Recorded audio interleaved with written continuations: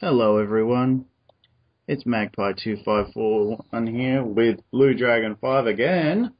Hello. We're doing a commentary on everyone's favourite movie, Inception. Yep. Now,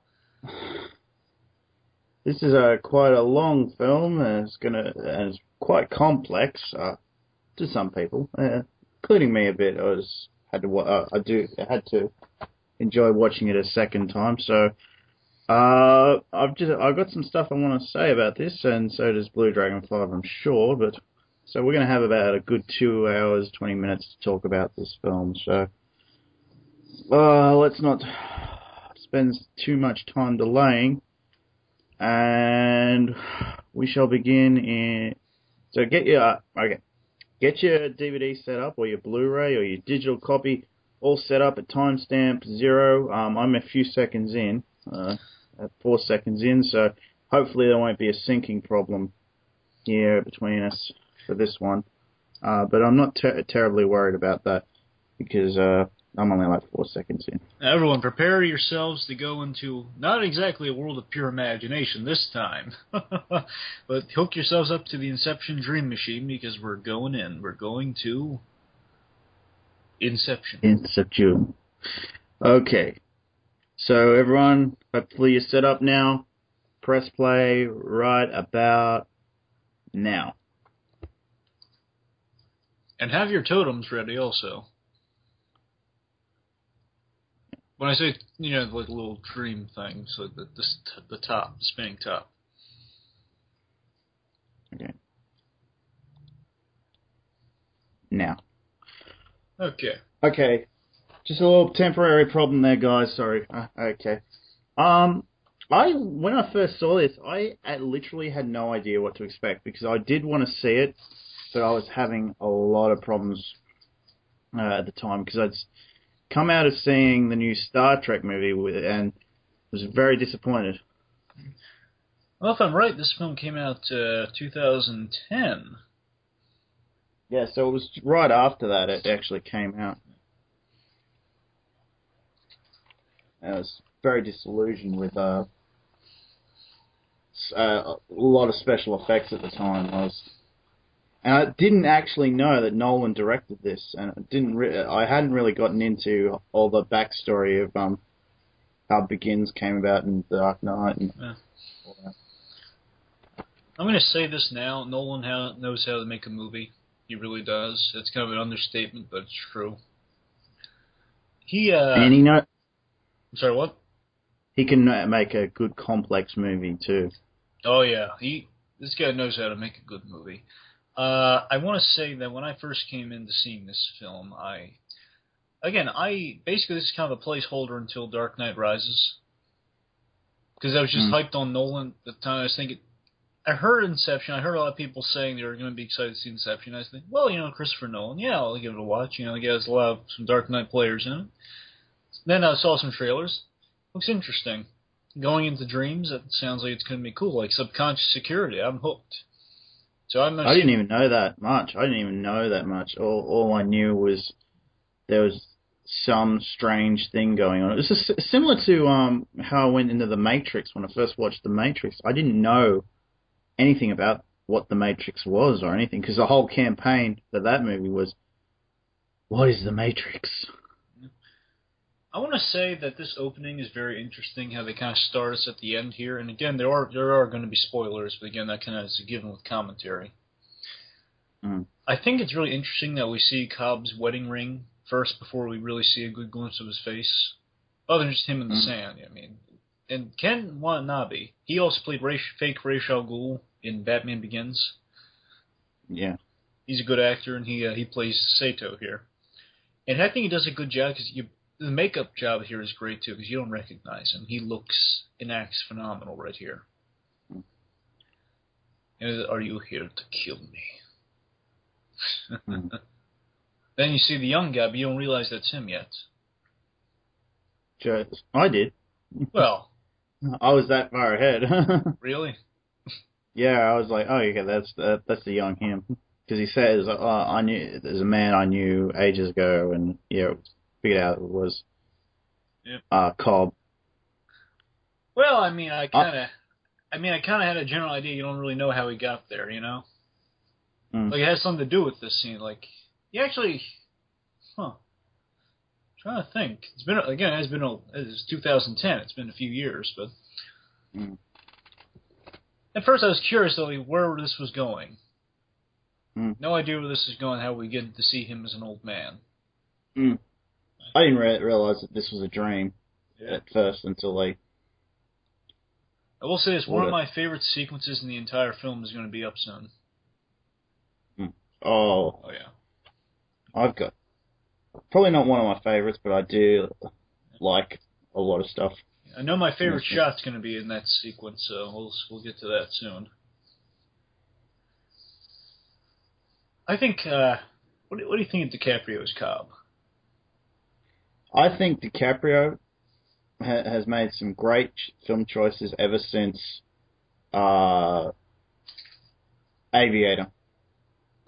I think he's a lot like Heath Ledger. He stripped away that pretty boy image really well, and I'm glad he has, and he's gotten more into this serious acting type guy. And I know that's a very lazy way of pointing it. No. I like how we're thrown into this film. Mm. Right here, we keep going back and forth. We don't know where we are yet, but we do find out. A good amount of time, too. It's not like too far that we find out.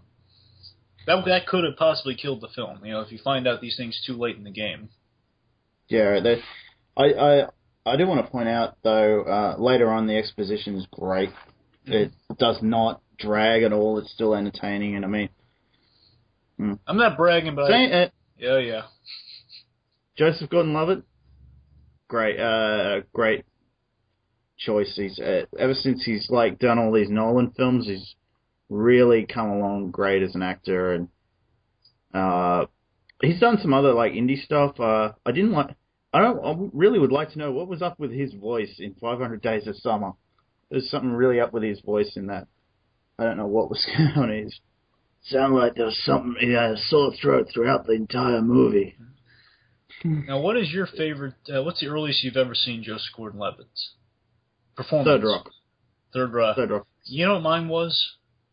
What? I have Third Rock, but I just haven't watched it yet. But I have the one I did see. My earliest performance with him in it was Treasure Planet. He did the voice of Jim Hawkins in that. I think he did a good job. He was a young guy back then, 14. Yeah. Well, if not 14, then really. I've seen some of his stuff that he did earlier than Third Rock. I can't remember what it was. But first distinct memory of him is from Third Rock from the Sun. Well, we do have a tendency to talk about the women in film and animation. So, what do you think of Miss Cotillard here? I gotta say, I'm not She is French. I can say. I can say. I can understand why other people might find her attractive. She's just not really my type. Fair enough. Fair enough. So I'm going to cheat here. I'm going to have all the actors' names in front of me. Cheater. Ellen Page is probably more my type. Yeah, I'll agree with that. Yeah, they're both really good. I will say, yeah, Cotillard, Miss Cotillard, I think she's a beauty. I would say that. She has her. I'll say this to be a little frank. She has her unattractive faces when she's shouting, but otherwise, I think she's a beautiful lady.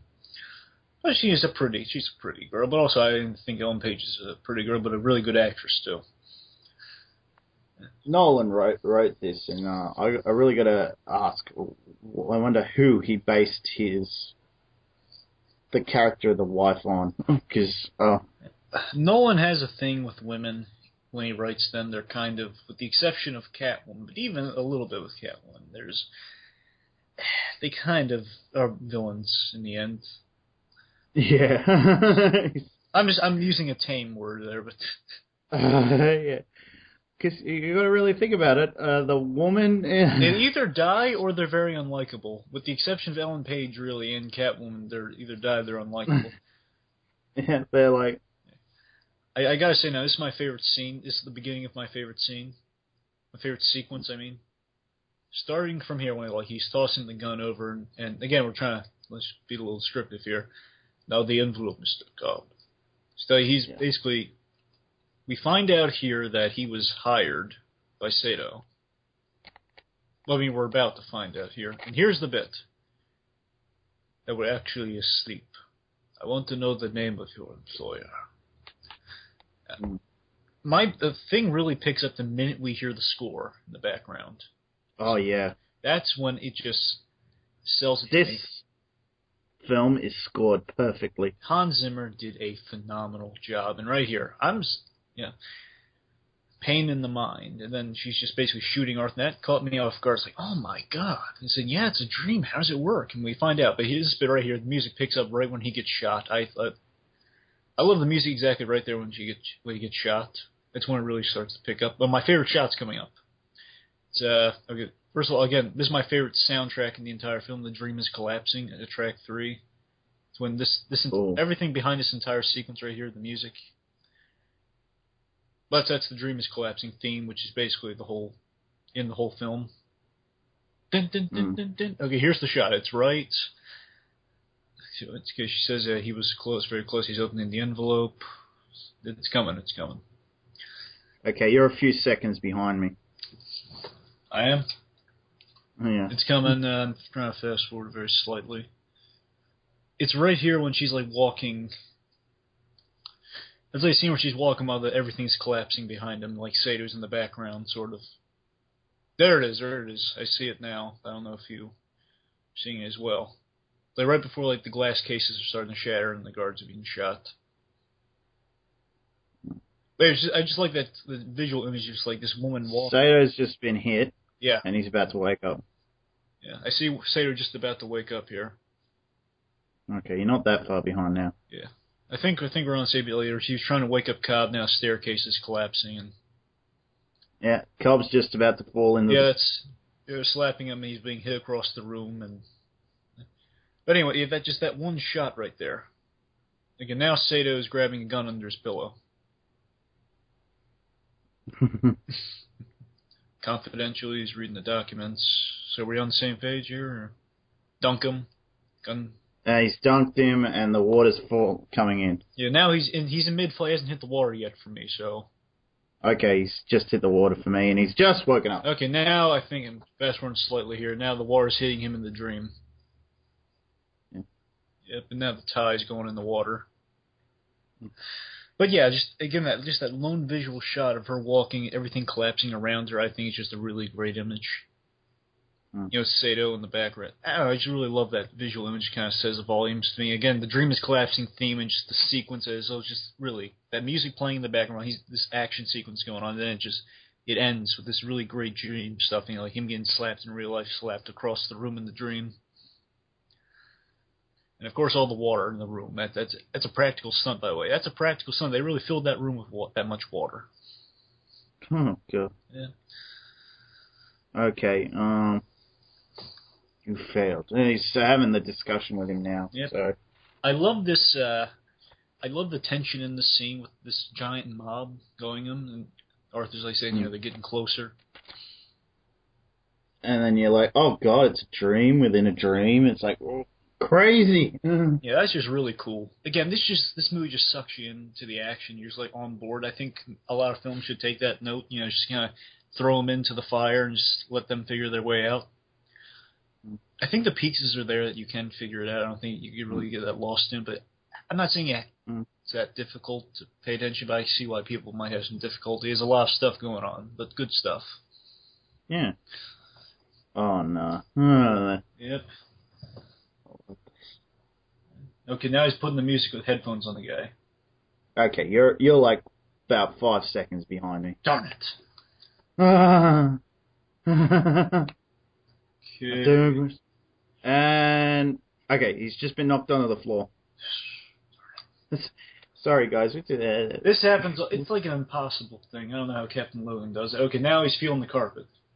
Yeah. I always hated this carpet. Are we there? Yeah. Disdained and frayed and much such distinctive. Do you have subtitles on? No, I'm listening to it through the headphones. I got subtitles. Hmm. Right now. I'm on polyester. That's a great bit that he recognizes it's polyester. Yeah. I'm not allowed. It says something about the character, it knows the difference and all that, and I'm like, I would know what the hell's going on. Yeah, this guy really deserves playing fake Ra's al Ghul because he's awesome. Hmm. Uh-oh. Okay, now also, how... It was such a great moment when he says, "It's not my dream," and then they get attacked through the door. Yeah. You think they're coming for Sato, but they're actually coming for whoever dreamed the thing. But in my dream, you play by my rules. Yes, but you see, Mr. Sato, we're not in your dream. We're in mine. It's really weird. So basically what this film does at this moment is we see what we're going to get later with the plane ride, but we see a smaller version of it. Yeah. Here with the train, which I think, really, looking at the thing again, it's actually a brilliant setup, I think, because you get, like, it's a botched version of what they're supposed to do. Yeah, you get, it's like a dry run before you get right into it. They're not doing Inception yet, they're just getting information. Mine heist. Yeah, give the kid a huge roll of cash. Mm.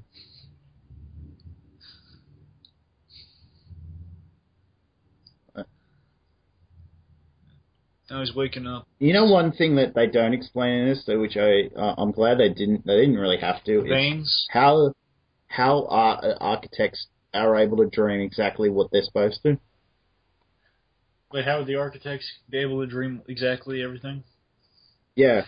You know, that's a good point. It'd be too much. That'd be something really hard to get across on film and in story. I mean, it's like one of those things that you kind of want to figure it out. But, it's always going to be in your mind, like the specifics of things if you figure it out. Yeah, so I just noticed that rewatching this last night for this is that, they never explain exactly how it's done. You get this, or you can't get like a sense. Okay, they have to go through a course or something to do it, but I don't know. I'm assuming like a lot. Again, some of it's based from memory, but a lot of it's kind of you've seen a lot of floor plans. Again, these jobs take a lot of you get working on them in advance, so they've looked through a lot of pictures and stuff, studied the rooms, so they know. By the way, Nolan did get something wrong. Yep, like the plane flight. I'm sorry, the what? It's a lot longer than 10 hours. Oh, so how long is it actually? It's nearly a day. Oh, it's nearly a day. Yeah, from Sydney to Los Angeles. So we're sure that's the destinations, or are we just going? Yeah, because we were talking about that. He gets it wrong. We were. So so it is wrong. Oh yeah, it's a jet. Wait, it's a jet, so it's not a plane. Doesn't matter, man. It's a 747. Really? I thought no way that. Unless it's got like upgraded engines or something, it's no way, because they actually say it's a 747. No way it's going to make it. All right, well, it's a shame, but it's like a little gripe. Oh yeah, like. We'll see how. Well, anyway, I'll see for myself when we get to it. So. Yeah. But just hearing that, I believe it. I'm just saying. I hope it's not true, but we'll see. It's a little gripe. Oh, God. Of all the things that Nolan gets right, we're really going to complain about that. Exactly. Also, I do like the visual image here of, like, Cobb holding this gun to his head. Well, holding this gun, I know we've passed it, but, spinning the top. Again, I just kind of like it because he, in a way, he kind of wants it to be a dream. So he can just wake up in real life. It's him, because we don't know this yet in the film, but later on. We kind of get hints of it with the kid. You kind of get the sense he wants to be with the kids. He just wants it all to be a bad dream, but it's not. He wants to be part of a dream. He just wants to be able to pull the trigger to his head, but he can't. That's good acting on DiCaprio's part.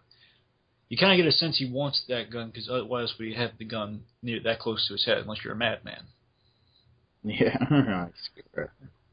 It's one of my favorite roles of Leonardo DiCaprio's as well. Yeah, definitely. I like DiCaprio in some things, but not everything. I mean, I haven't seen that many DiCaprio stuff. I like him when I've seen him in, but I'm not crazy about Titanic at all. Oh no. That's not a discussion, but I like him in this and Catch Me If You Can. Oh yeah. Since okay, change my mind. Since Catch Me If You Can, he's really stepped it up. Yeah. Really stepped it up.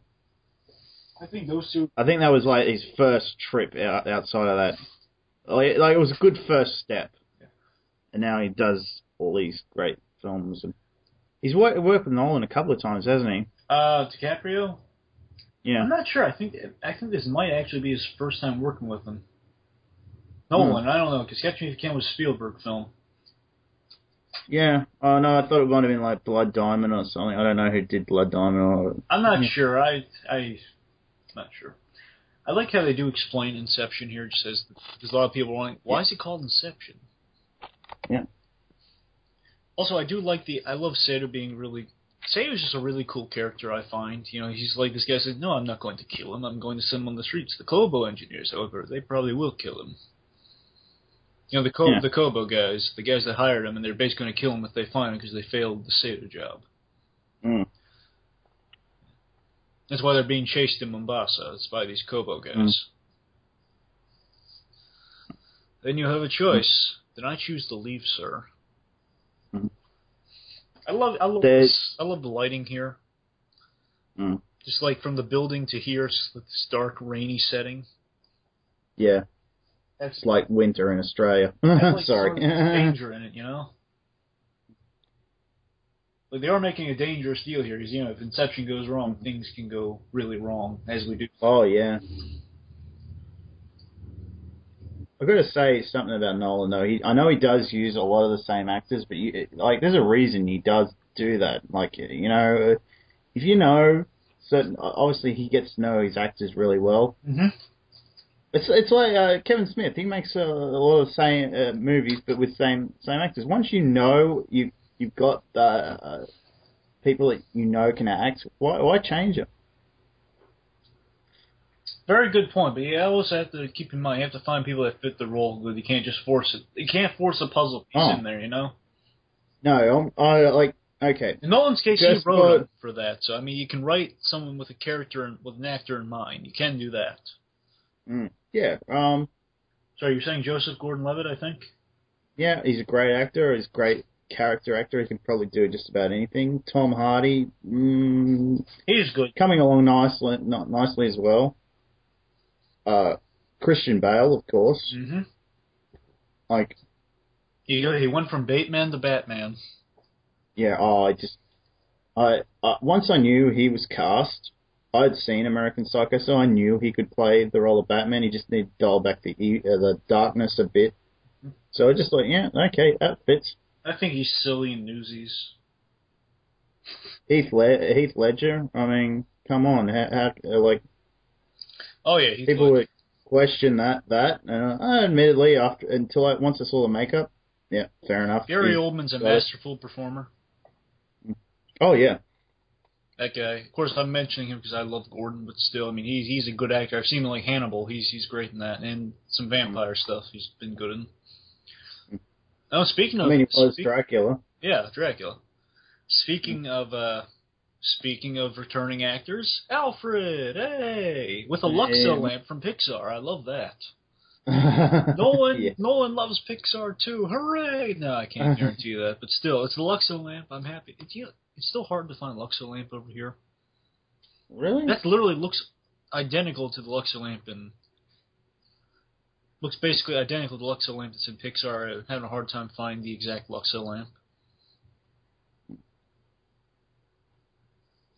Yeah. Yeah, Michael Caine probably just came over from the Dark Knight set to do this. Yeah, because he is in it for only 2 scenes, maybe 3. I'm saying like... Yeah, you hear him in one, I think, and well, at the end. This scene kind of counts when he's introducing him to the girl, so really 2, I guess. Yeah. Okay. It does kind of explain it here. He's the teacher teaches them how to do this architect stuff. Like, but you don't get a real idea. Like you get they're taught it. Okay. Oh, remember he's the father. He's the father-in-law to this guy. Remember, he's not his father. Okay. It's something to keep in mind because I always thought he was his father, but then you find out it's his It's the father-in-law. It's nice to see he's on good terms with his father-in-law, even though he was kind of framed for the murder. So this guy believes him because he knows about the architect stuff. Because he taught him how to be an architect, this guy. And obviously the daughter is very much involved with the dreaming thing. Well, they trained them both in Inception. Well, in going in using the dream technology. Yeah. Oh, here's a great line. Come back to reality, Dom. Please. Oh, and the lovely and beautiful right. Ellen Page, sorry. For some reason I had Emma Stone stuck in my head. I think you're ahead of me now. Okay, he's just about to start having to draw maps, okay? I haven't even gotten there yet. Darn it. Oh, God. Okay, I'm sorry, folks. I hate when this happens. Okay, I just met Ellen Page now. So he's drawing mazes now? Okay, she's about to start her first maze. Okay, it says I have a test for you. You're not going to tell me anything first. So she's drawing it now? Okay, second maze. Second maze. Okay, I'm getting the second maze. Do better than that. Okay, she's... Okay, no. She's flipping over the book. She's doing the round one. Okay, okay. Tell me when Arthur's about to come on stage, come on frame. Yep. Okay, I think... darn it. Okay, we're more or less there. He's just passing a pillar. Yep. Oh, God, yeah. Okay, we're dead on now. I think we're dead. He's opening the door and he's walking through now. Oh, okay, no. Yeah. We're not there? No, further on. Further on. Setting up. Okay, he just dragged the chair there. He's got the device. Okay, they're at the cafe. Okay, at the cafe. Okay, I see him at the cafe, and I think we should be good now. All right. You constantly create each aspect. Yeah. But sometimes it feels like it's almost creating itself, if you know what I mean. Yeah. Okay, I think we're there. I think we're good. Now, admittedly, he did base it on how he dreams. Nolan did. Yeah. It's not exactly how I dream, but I get the sense that, okay, this is how it works. Because everyone, I reckon, dreams differently, because... Yeah. I remember coming into this film and coming out of it, there was one thing that kept going in my mind, me being a Batman fan. What? The episode of Batman called Perchance the Dream. Oh, yes. I kept thinking that because there's that one bit in there. In real life, it's reversed, but it's basically the same thing. You can't read in a dream. And it's because it's like a function of the brain. It's actually the opposite lobe. He's talking about like left and right. It's not like if it's to the right, it's supposed to be the left. It's left supposed to be the right.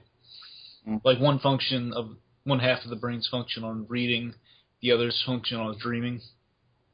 Yeah. Anyway, so that was just going through my mind, like stuff like this, and then I love this bit right here saying, it's a really great bit of logic here. So, do you remember how we got here? Yeah. That bit just really brilliant, I find. This film has a good. A lot of this stuff was in the trailer, you know. Yeah. You know how a lot of this scene and a lot of this opening, like not very much from past like the first half hour, I'd say. Yeah, you know how they shot this, don't you? All the explosions here, and a lot of it is practical, remember? Really? Yeah, basically, very little of this is done digitally. It's all air cannons. They've broken up the stuff previously, and it's like air cannons that explode the stuff. There's some stunt people next to when the thing explodes right next to them. And like in air, some of it's digital, just like in the mid-air stuff, but then again, a lot of it's just like composite in there, so it's like they blew up stuff with the air cannon, and they put it in there. So they take out the stuff they've just shot, you know, compressed air, and like on sides of buildings and such. You know, circle around and then put it in the film when it's like the thing's exploding into millions of pieces. So basically, about 80 to 85% of that was practically done. More like 80. Here we go again. Yeah, 5 minutes in the real world gives you an hour in the dream. Yeah. That's all. Math is not entirely accurate, but I don't care. I don't know, that's cool. I still think that's cool. Like, you get all the time in the dream. She says like an hour, so it like could have been 45 minutes. I don't do the math, you know. It's just like 5 minutes to an hour makes sense to me. Like, is it like 5 minutes an hour or 5 minutes 5 hours? It's like, I think it's like 5 minutes an hour. Either way, it's cool. Like a bank vault or a jail. I think we're moving at a good pace for this film. Oh yeah, It's a long film. I think it's moving along fast here. Sure, we got a lot of stuff to go. A lot of great stuff though. But yeah, it's. Oh, okay, this is the shot. The money shot. This is the shot that I saw in the trailer, and I was immediately like, no, I don't want to see this film, because I saw this and thought, oh, it's going to be all about that. It's all going to be about the special effects. There's not going to be much of a story to it. Not realizing, oh, it's Nolan. Oh yeah, this is a great special effect though. Oh, it is. Oh yeah. How would you react if I told you this was done practically? Yeah, okay. This part isn't done practically. I'm just kidding.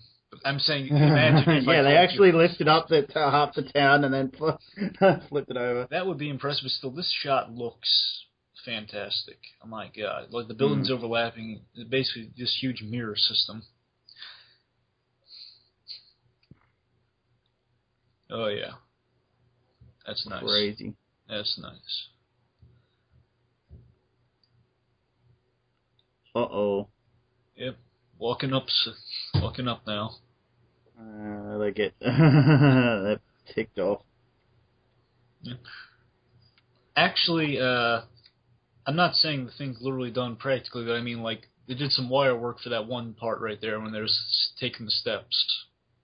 Yeah, I figured that out. Yeah. Something like that. So, I mean, it's not like they're walking on the green stone. I mean, they've cobbled some stuff there so they can, like, step upwards and, like, a little bit of wire work there. Either that or they tilted the thing a little bit, because like, they do that later on with the room. Can't control it. Yeah. Oh yeah, Isn't that every guy's excuse? Oh, it's my subconscious. I can't control it. Yeah, it's great. And I like how he's trying to catch up with her now. Like, she's on her own now.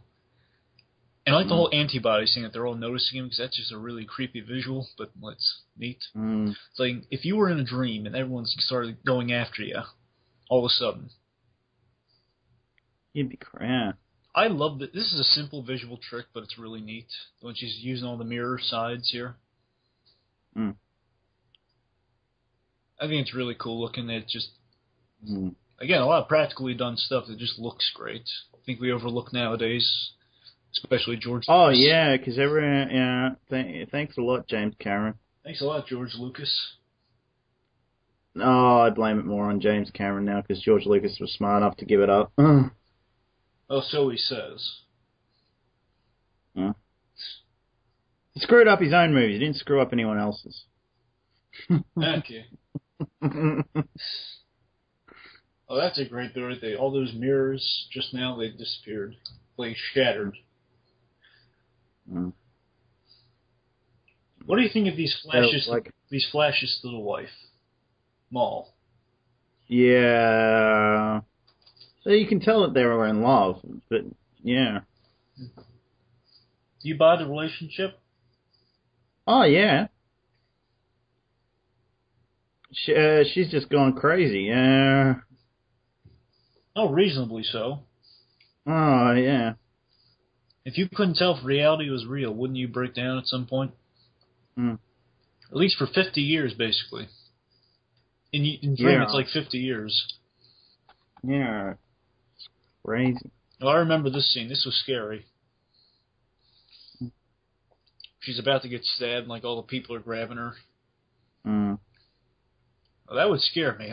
She wakes up. She's a real charmer. I love that line. That's a Freddy Krueger thing right there. Yeah. There was still time on the clock. Can't wake me up. Dream unless you die. She'll need a totem. Yeah, I can understand his thing. Okay, it stopped spinning. Is the dice rigged so it only comes up on a certain number? It's a weighted dice. These are used like in the guy's cheating games, like craps or something. Like, you can weight a dice, like, put some sort of, like, a little bit of lead on one side. Like, glue it there. So, like, it will always land on that side.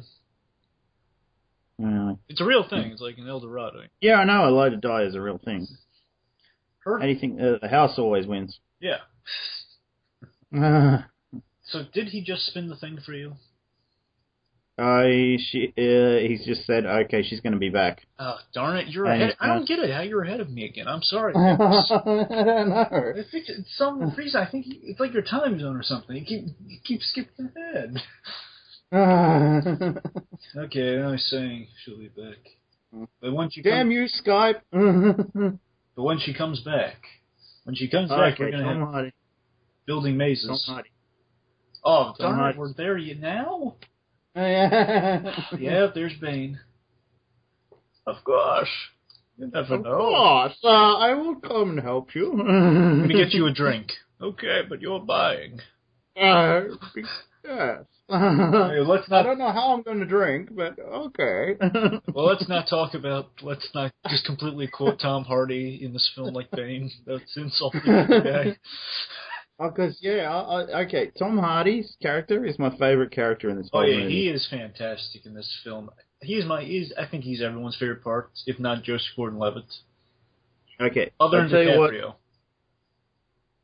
I would say the only reason to do another movie would be to explore the Tom Hardy-Joseph Gordon-Levitt relationship in the next film. Yes, definitely. That would be something. I've heard a really brilliant pitch in that for a sequel for Inception. And then, basically Arthur is now DiCaprio. He's kind of filled the DiCaprio position, taking jobs, and then Ellen Page is like the apprentice, and I guess this guy would be, still awesome. Eves. Yeah. Yep. Oh, I just love this little conversation because he says, yeah, I know it's possible, it's just bloody difficult. Then, of course, like the whole, was that dead or alive? They didn't say. I think he's a thinker. I got to say that he was probably Tom Hardy. Tom Hardy's character. He seems like he's way better in the dream world. Yeah, that's where his skills lie. Like he can. Oh, he's a smooth talker. That's what counts in a dream world. If you can out-talk yourself in there. Yeah. He can make anything appear. Oh yeah, definitely. Also, this bit, I love how just knowledgeable in that that you need the catharsis, the relationship with the father. That's what's going to help you with the idea. Like he's knowledgeable, and he's also kind of the layman for us, the audience. He and Ellen Page are the layman that he's experienced, and she's us. He's talking over an awesome chase right now. He's the guy. Yeah, that this one shot where it's the overview. Yeah. Made me believe he was still dreaming. Oh yeah, I see the. Darn it, you're ahead of me again. Yeah, I see the overview. See the overview now. Let me try. Now get to one. Cafe. One.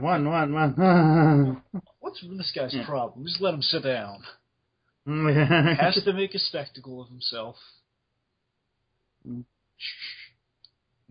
He's making a big fuss right now for you, right? One cafe. Oh. Dishy, one cafe.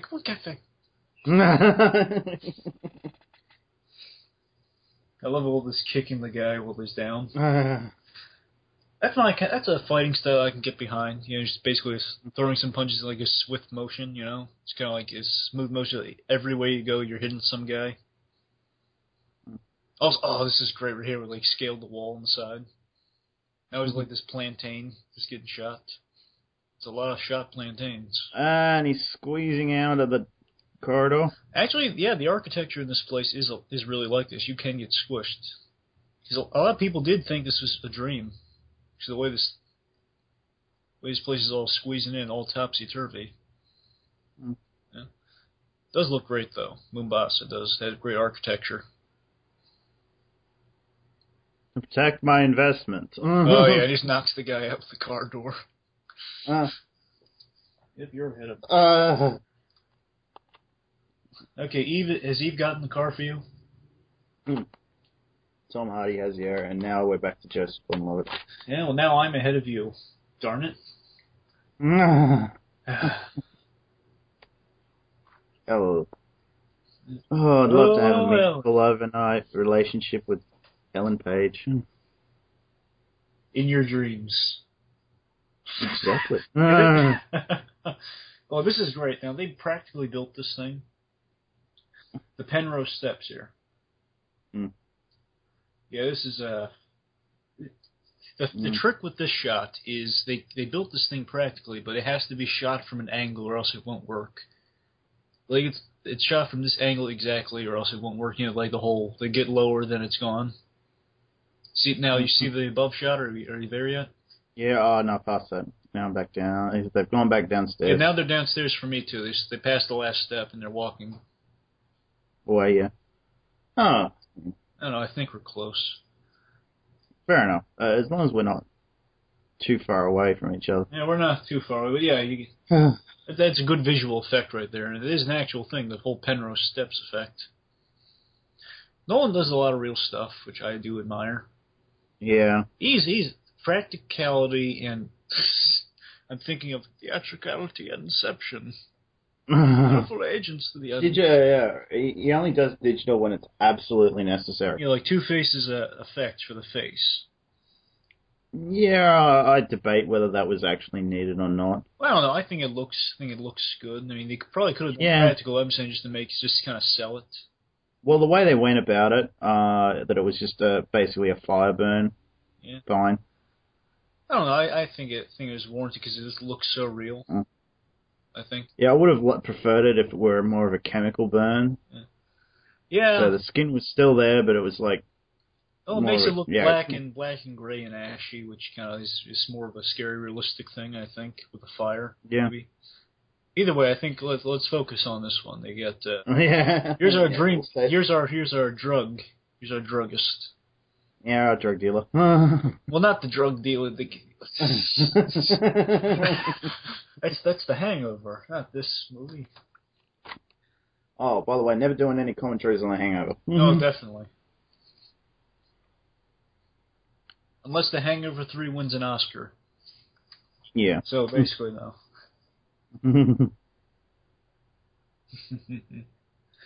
Is it just me, or is that all the stuff in his place look like urine? I won't mention it if you won't.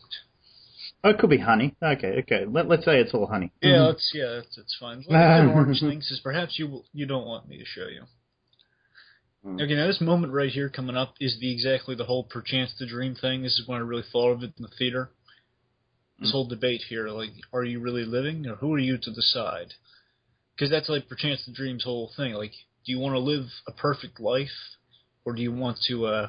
Would you live a perfect life, but it's fake, or would you live in a real world you're in constant misery? So that's the question. So. Why do they do this? Because it's the only way they know how to dream. Yep. Yeah. 4 hours a day. In dream time, it's about 40 hours. It's amazing how, like, Nolan was able to make this, like, work with, like, one piece of technology, and it's completely changed the entire world. It's like this is the only sci-fi thing in this movie, really, is that one device. It's like it was you know the origin of the device, don't you? No, they built it all around the world. They built the whole world around it. I love that. Yeah. How did they come up with the idea? Yeah. Well, I mean, it's basically the military developed it. And if I'm correct, the military developed it, and it was basically used for combat simulation, so the soldiers could actually kill each other in the things, and they just wake up. Yeah, that's in the movie. Yeah, that's in the movie. Exactly, that's what I'm saying. That's how the device came to reality. And basically, these guys, you can get the idea that maybe there's more than one of these exists, so it's like a theft thing going on. That's why Fisher's trained for it. That's why Fisher's is trained for it, because maybe it's a mind heist thing. It might be actually happening. It's kind of the only sci-fi thing in this world, so it's more than one occurrence, maybe. So basically, they steal and they use it for kind of like stealing information. Stealing information and Inception. Love this actor.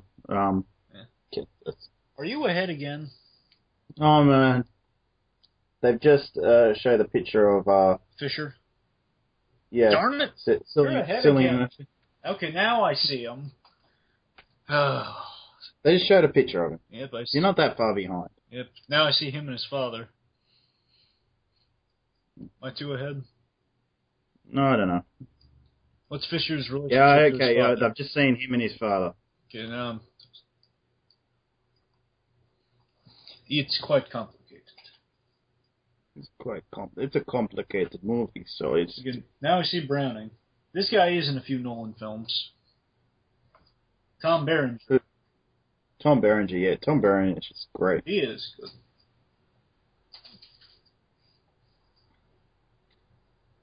Now I see Tom Hardy in The Office. No, you're pretty far ahead now. Darn it. Oh no, now he's just in The Office. Okay, then it's not that far. You're not that far ahead. Yeah. There's Berenger. Let's see, Berenger, I think we're on the same place now. Maurice Fisher's brother says, you want to go ask him? I think this guy's a good businessman.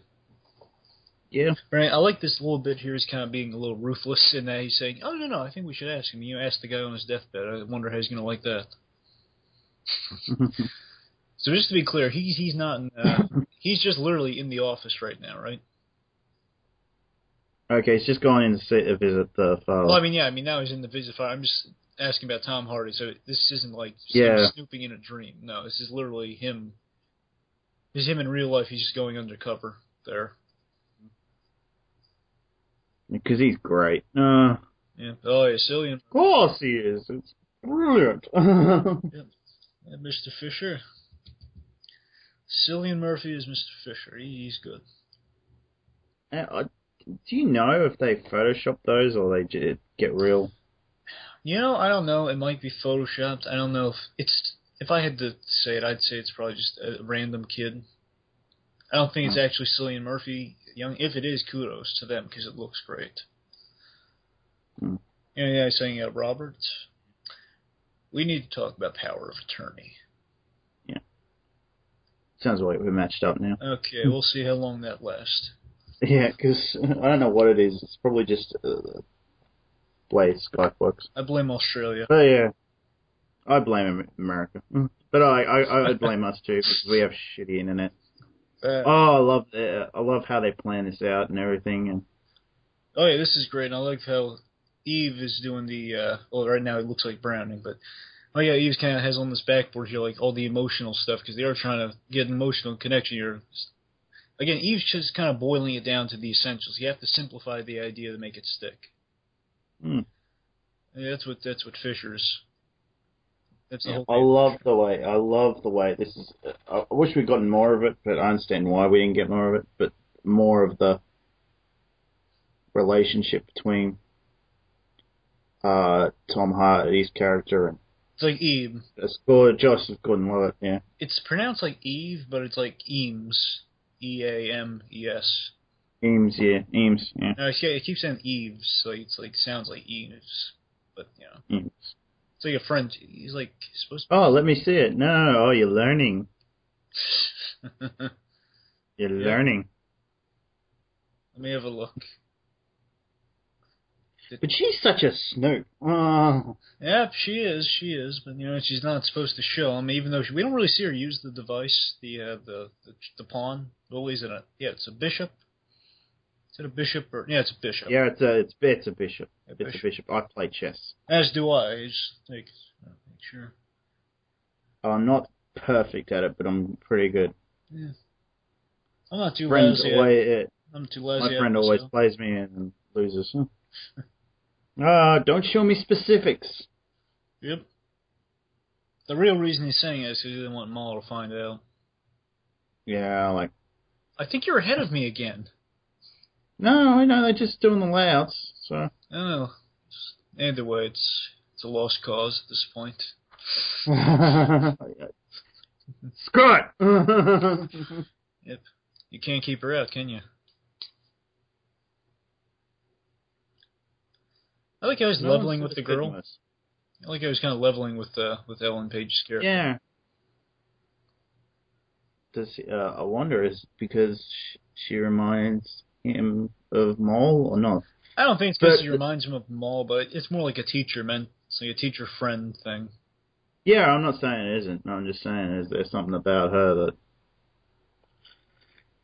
Because they don't go a lot... they go into the characters themselves, but not their relationship.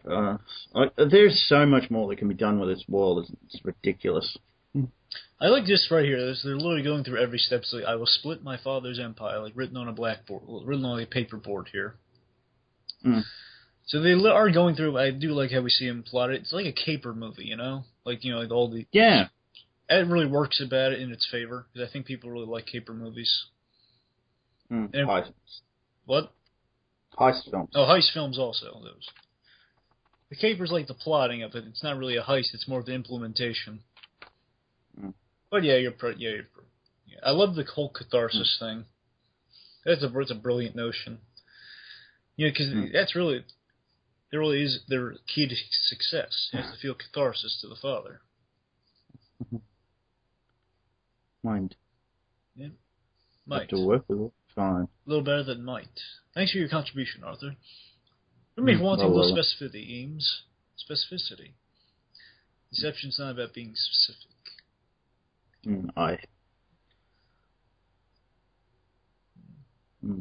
Top level relationship with his father. Oh, and I like how they're all just in here in this really deserted place. It's like the poster.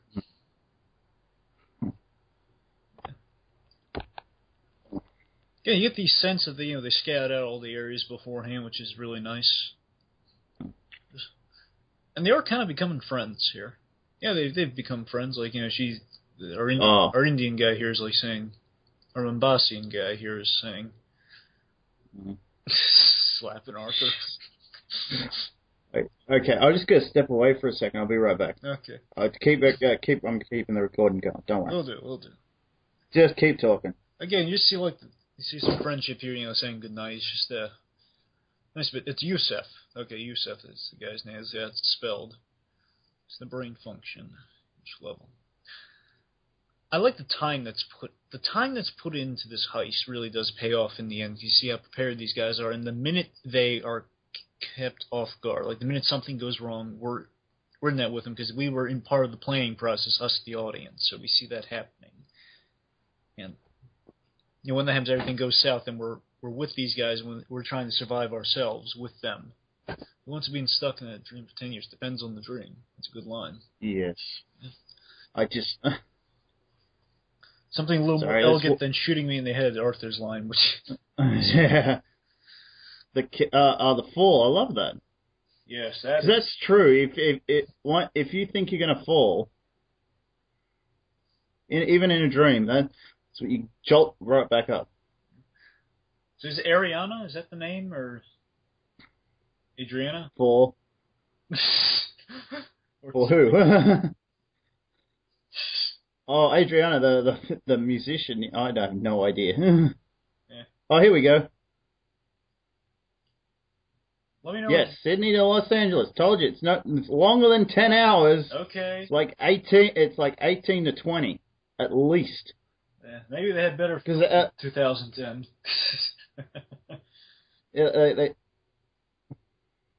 Yep, you're definitely ahead of me. It's at least a good 10 hours. Sydney to Los Angeles. I mean, I'm definitely behind you. I bought the airline. Darn, I hate being behind.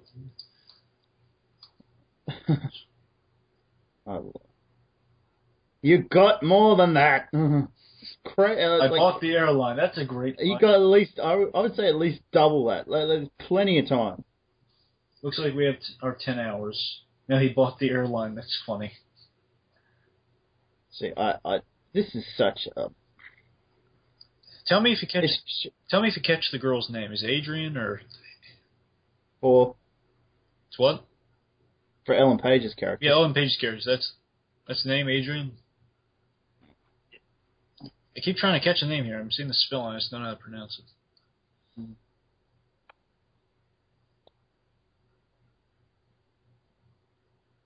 God gave us Wikipedia for a reason. Well, yeah. I don't particularly love this part because I think she's just being a snoop.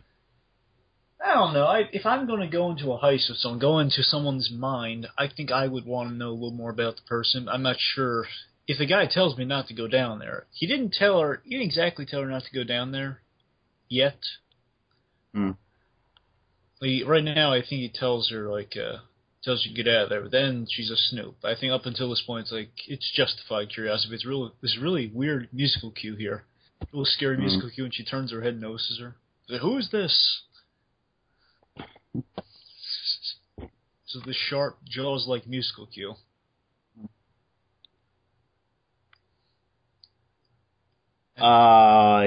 See, there it is. Just look. Adriana, yeah. I'm guessing that's how it's pronounced. Heck yeah, that's all I got, Adriana. I really hope we're not pronouncing your name wrong, but keep an ear out for it. How they pronounce it? Adriana. That sound right? Yeah, that sounds right. Other people he considered for the role: Emily Blunt, Rachel McAdams, Emma Roberts. I love Rachel McAdams. Jesse Scarum, and Carly Mulligan. Ellen Page was probably the best to go with that.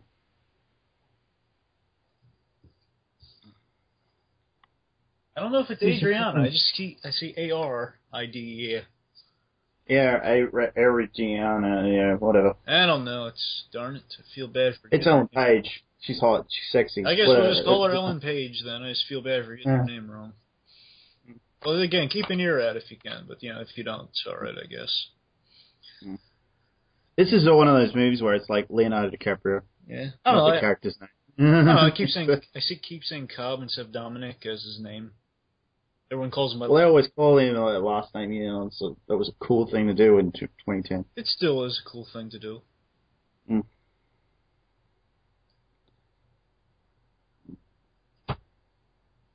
Gym teachers are especially fond of it.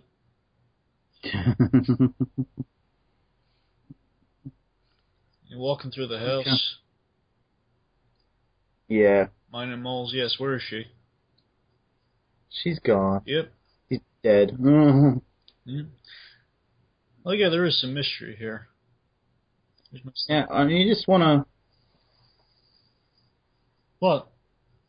You just feel so sorry for the guys. Yeah. She's gone. His poor wife went mad. Yeah. This bit Killed right herself. here, that he never sees the faces of his kids, that's painful. Oh, yeah. If you never got to see... And right here, this bit we're seeing right now, him being handed the Kobo job. He's being offered... So he's offered the money, and he has to take... He's going to take the job, but he never gets to see his kids again because the job goes wrong.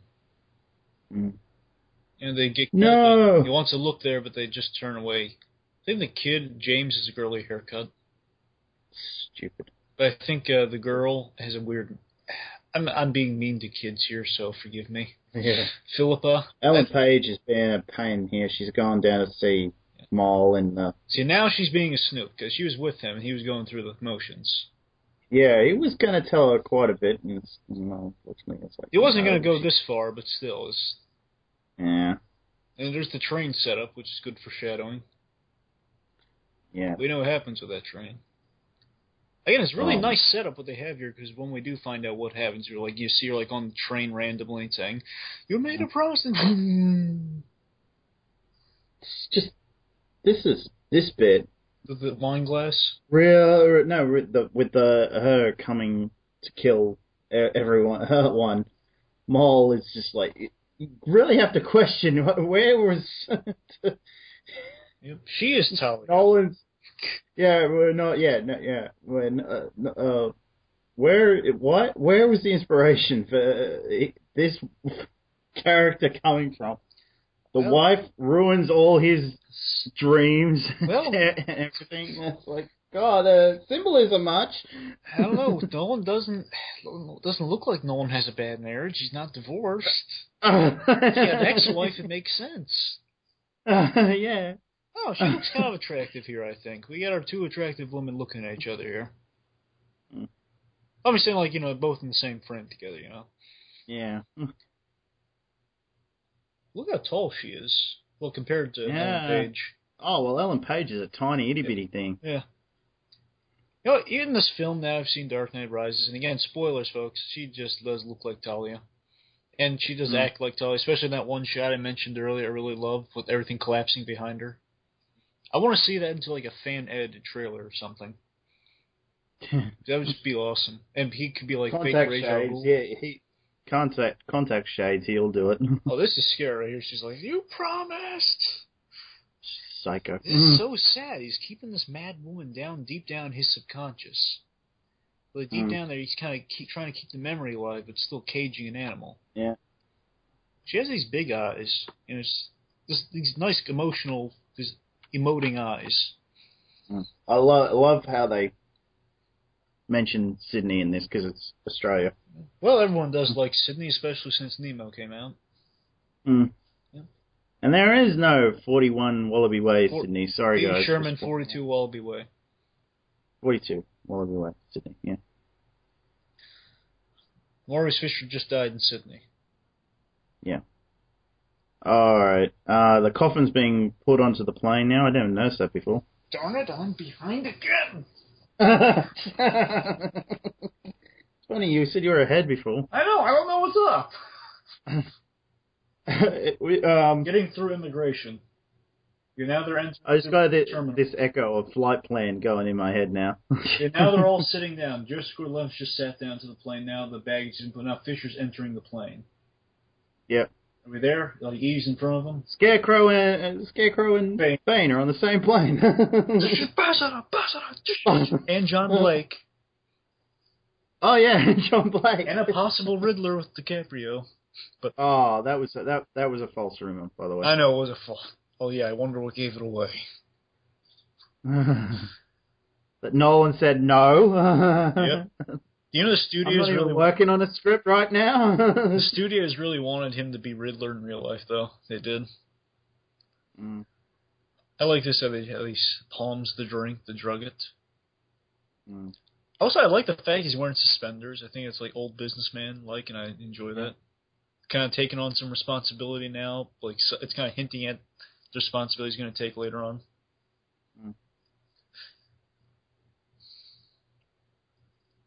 Yeah.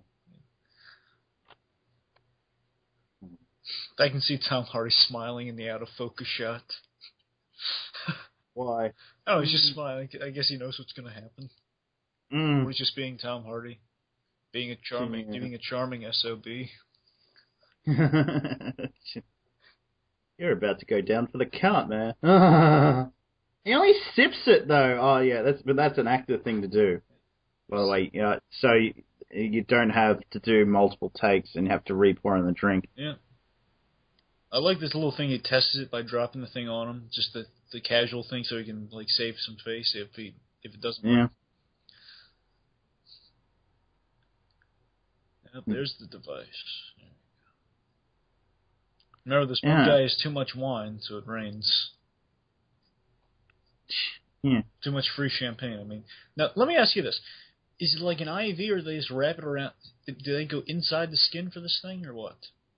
I don't know. I don't know. It doesn't look like it. It just looks like they wrap it around the wrist and something. I don't know. I like it this way better. I'm just, I don't know. It'd be kind of creepy if you all used IVs. Well, they kind of do. I'm saying if they actually use real, like sticky. And it's raining because he had too much free champagne. This guy. That's why he's sitting alone in the rain. See? Just. I love it. They all make fun of him. Ha ha, bloody ha. Of course, this. I don't know. Go ahead. Well, I was just going to say this again. I was going to kind of continue our theme here. Yeah, this scene's awesome. Yeah, this is awesome. This whole movie is awesome. It is. I'm going to try to change it up, folks, and they hijack the taxi cab and in the dream. First level. Silencers are always cool. Yeah. You know they're illegal? Yeah, I heard that. Yeah. Surprised when I heard that, but it's true. But then again, it makes sense why it's illegal. You know, it's basically a mercenary's tool right there. Yeah. Bane's so any excuse to see a wet Ellen Page. Yeah. You're seeing wet Ellen Page right now? Yeah, Darn and trains just come. How have I changed? Now I see Wet Ellen Page. I gotta get the train on time. Okay, now gotta hit the train. Now, yeah, the train's been going through. So. Oh, now, come on! This is it. Wait, okay, did he just handed the wallet now. Did you see it? No, it's gone past that. You went. They're getting shot to pieces now. Darn it! And they're watching the train go by. Yep, a lot of good stuff. Also, I should call you on that Wet Ellen Page statement. What? You like seeing Ellen Page wet? Yeah, I always would love to see a wet Ellen Page. Soaking wet. Yeah, here's a... What were you thinking? I wasn't thinking... Get your mind out of the gutter. This is coming from you, Miss Natalie Portman-Ite. Oh yeah, this is a good gun battle here. A lot of good acting in this scene right here. Yeah. But there's just because one of my favourite scenes in Black Swan is the one with Mila Kunis and her. Yeah. If you've seen the movie, you know which one I'm talking about. Yeah. I was not expecting that in the film. I had heard nothing about it. Yeah. Okay, how's that guy not dead? Okay, now he's dead. Yeah. Well, there are projections, so it doesn't really matter. It's not like they have families or anything. But there's a consequence to all this really cool action. We have Sato being wounded. Which is a surprising thing. I didn't see that coming. Neither did I, but it explains things later, but I didn't see that coming later either. It does. Yeah. Sato's been shot. Also, there was that really funny bit to kind of glaze her because I was behind. It's Tom Hardy saying, can we share a cab? Just let us split a cab. He's trying to be nice about it. He's saying, no. He just pulls the gun on him, Sato. This is the moment where they're all out at each other's throats. Yeah, you gotta have things that. Are going wrong. They're panicking right now. Of course, there's this great moment where Tom Hardy's about to shoot himself or shoot Sato, and Cobb stops him. No, they're not about to shoot him yet. Well, I mean, I'm saying that's coming up. I'm not there yet either. Yeah. Okay, I have their cradling the heads as militarized. I've shown in research. Yeah. Basically saying, calm down. Don't tell me to calm down. And they're pointing at each other's faces. Shoot him. Don't shoot him. Okay. Now they're shooting? No, he's telling him no. Okay. It won't wake him up. We die in the dream. But now he pulled the gun out. Now he's telling him no. So you passed that already? Yeah, past that. So what happens if we die? We go into limbo. I like Sato and Eve's relationship because that's another good one. These people all have good chemistry with each other. Chemistry. The chemist guys. Yeah. Yeah, I like how Eve has buddied up with Sato and he's warned Sato, it's not a stranger's game, not a new guy's game. It's members only to go inside the mind. And basically, he jokes along, he tags along. You see the danger he's been put in. He's trying to put him out of the agony he's feeling right now, which is nice. It's a noble gesture. True, it doesn't work at all, but it's a noble gesture. I think. As a Trek, I just want to say something as a Trek fan. I'm glad Tom Hardy has come a long way since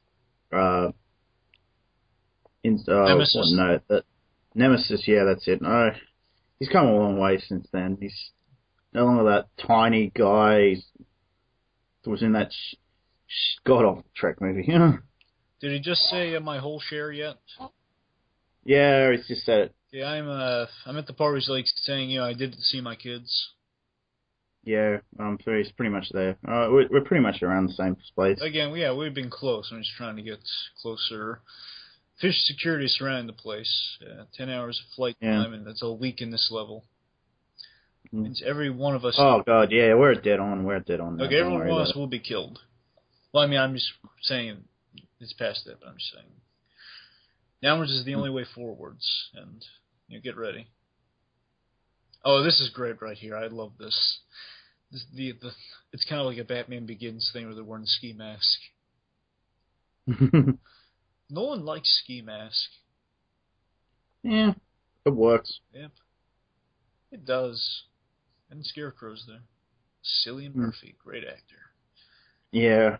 Doesn't mean you don't know the combination. And I like how they get the combination for later on from his mind here.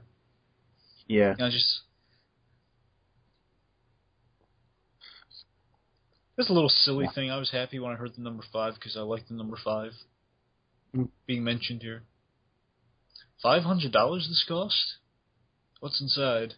Cash, cards, ID. And again, I love Eames in the dream, really. He's the star of the show in the dream. Because, he's like, he's kind of our not our emotional center, but he's kind of our center of us, the audience, wanting to see success here. So he's saying, he doesn't have much attached to this, but he's just like, relationships with Sato and Arthur. Like, he's the old friends of these guys. And then he's this is, darn, I really wanted to see this thing go to fruition. Oh, yeah. I know, that's really great for his character. This guy's just a really charming guy in this film. Eames. I see why people love him. This guy's great. And of course, he's the master of the skies and becoming Browning. Yeah, Allah. He's yelling. There's Tom Berenger is looking old, starting to look old. Yeah. It is really funny when there's this moment coming up. It hasn't happened yet, but it's coming up where he says, he must have said something to you, and like some good moment he had, and basically he says, no, it's nothing, no good moment. Basically, son of, like, crap. That's sort of moment where he finds out, this guy has no good connection with his father. I mean, we're screwed. We need to have a catharsis. This guy's a horrible father. Yeah. Oh, God. You get a real sense of the disaster that relationship is. Yeah. Very similar to, like, it's scary. It's so similar to my relationship with my dad. Yep. Except my mum didn't die. She's alive and she's awesome. Yep. Hi, Mum. That's nice. He was bad with emotions. I was alone. Oh, yeah. No. It's so sad. No. He wasn't bad. He was god-awful. What do you think of Fisher as our target here? You think he carries... I know we like Cillian Murphy, but let's say Fisher as a character, what do you think of him? I think by the end, you're like, oh, you are rooting. Like, you do get to know him really well, and you do want him to succeed. You want them to succeed, but you want him to have a good life after this as well. Because they did basically induct him as a member, kind of while they're in the dream. They induct him as a member on the 3rd level, half of the second and the 3rd level, which is because we do know he's destined to fail. That's the idea. Because basically, Sato's going to take control of his company. Well. No, he's just he's going to sell everything out, and then he's going to build his own thing afterwards. Like I saw it as you do want him to bury this thing with his father and move on, and it's like, oh, my daddy doesn't love me. Daddy wasn't there.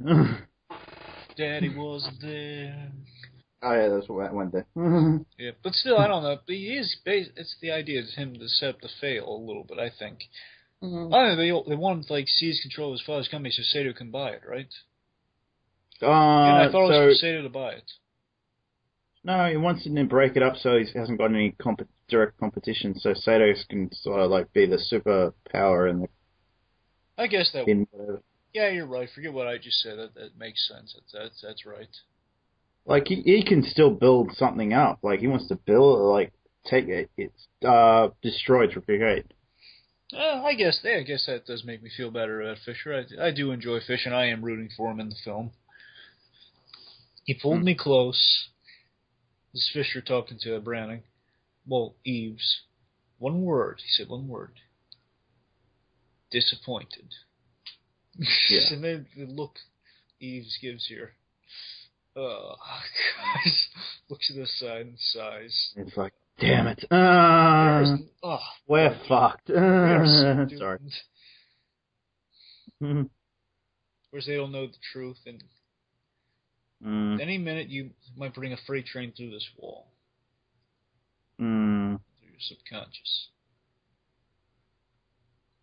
We go deeper into that context. Oh, here we go. More flashbacks and everything. So coming up. So yeah, not gonna try.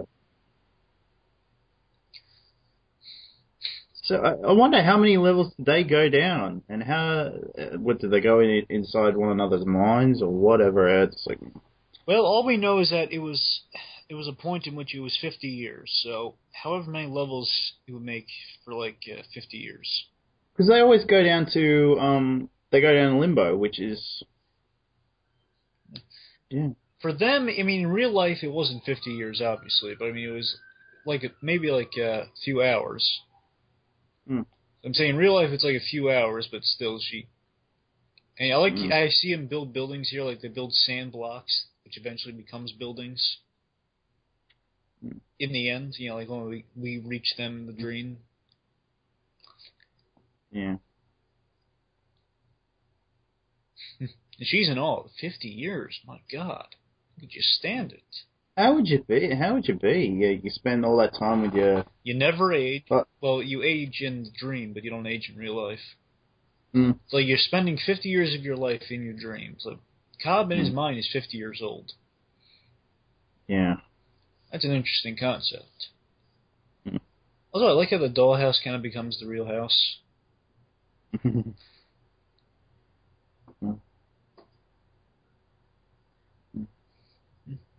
Limbo became weird. Oh, I love this. It is so sad what happens to her. Yeah, you're like, God.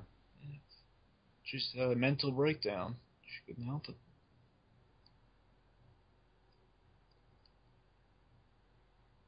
It's a tragic thing, but it is a motivator for the film. So. Yeah. I think it's interesting. Yeah, we have a damaged protagonist because of this event. Yeah, I always like those. Which does, yeah. By the way, that's essentially what my comic book character is. He's a damaged, probably not as damaged, but damaged protagonist. Yeah, well, they do motivate it. They do promote good storytelling. You have a damaged protagonist who seeks, kind of catharsis. He seeks reconciliation. Yeah. Grabbing the hand. Yeah. No, you don't even see, you don't see the kids' faces in the shot either. Yep, you don't. We can't see. So it always seems to me to be hinting that hey, maybe he still is dreaming. Like maybe the whole thing is just a dream. What if this? I'm just saying. What if this happened in real life and you can't convince someone they're not in the dream? That's a scary thought right there. Oh yeah. Just trying to convince someone. Let's say you had just a crazy person. You just trying to convince.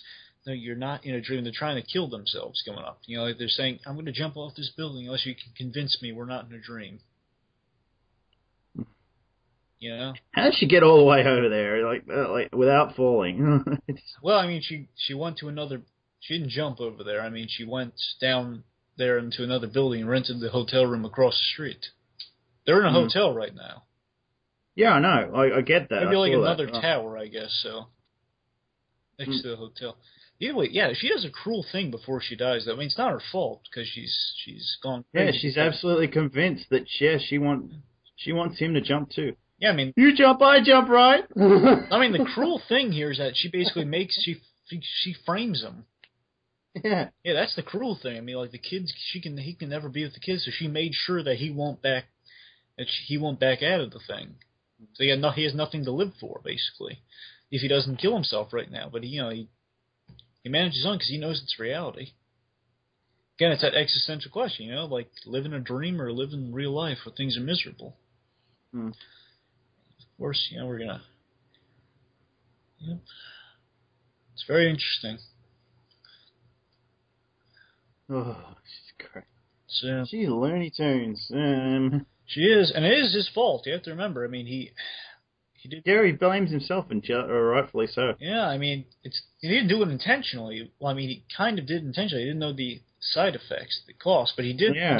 He did kind of the right thing in trying to bring her out of it. He did Inception to bring her out of it, basically. That's how he knows Inception doesn't work, which is very interesting when you think about it, just the film, It's called Inception for many reasons. This is the main reason. Of course, he's saying, I'm done with Inception, not happening. Says, I can't promise you anything. I says, you can't promise me anything. He says, I can give you your children back. He says, well, that's the only thing he has to live for, so he has to give it a shot.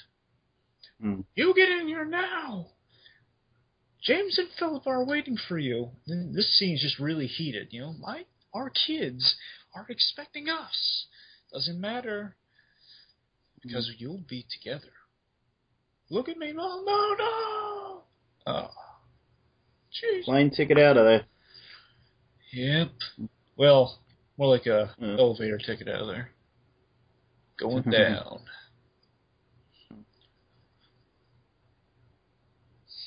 Takes the Kobo job because, the mother's not there. He's got no choice. He's got no choice, really. He's got no choice.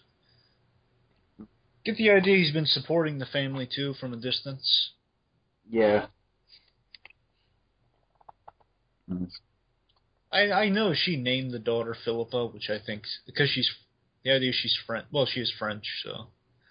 Where the name's coming from. Would you name a girl that?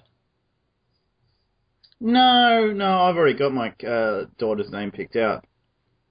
Is it Cameron? Not that I haven't knocked anyone up yet, but if I have a little girl, I've got a name picked out that I would love to have. Is it Julia?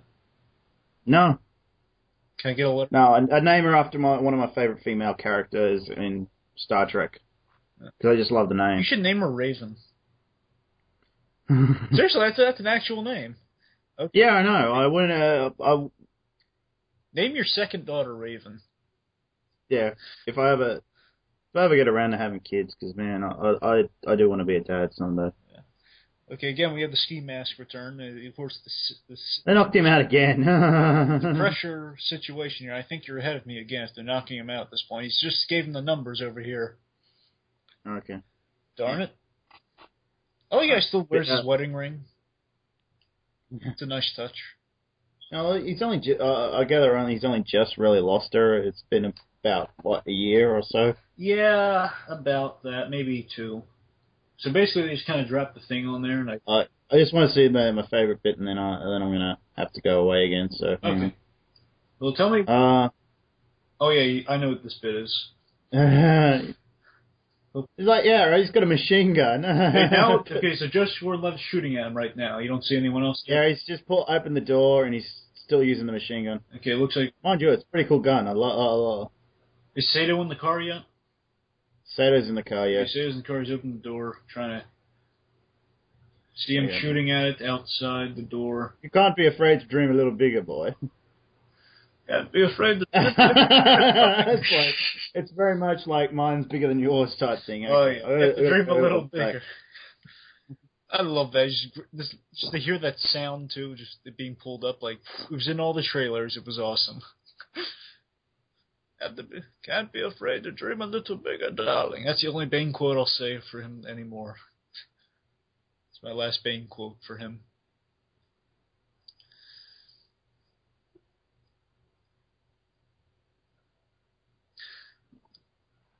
Yeah, we're watching them in the van chaser at the moment. Who's Mr. Charles? Bad idea. Okay. So they're planning to go into the second dream now. Yeah. Yep. Yeah, and that dream a little bigger, darling line is great. I love that. This guy's such a charming guy. It's sickening. Well, it's not sickening. It's just awesome.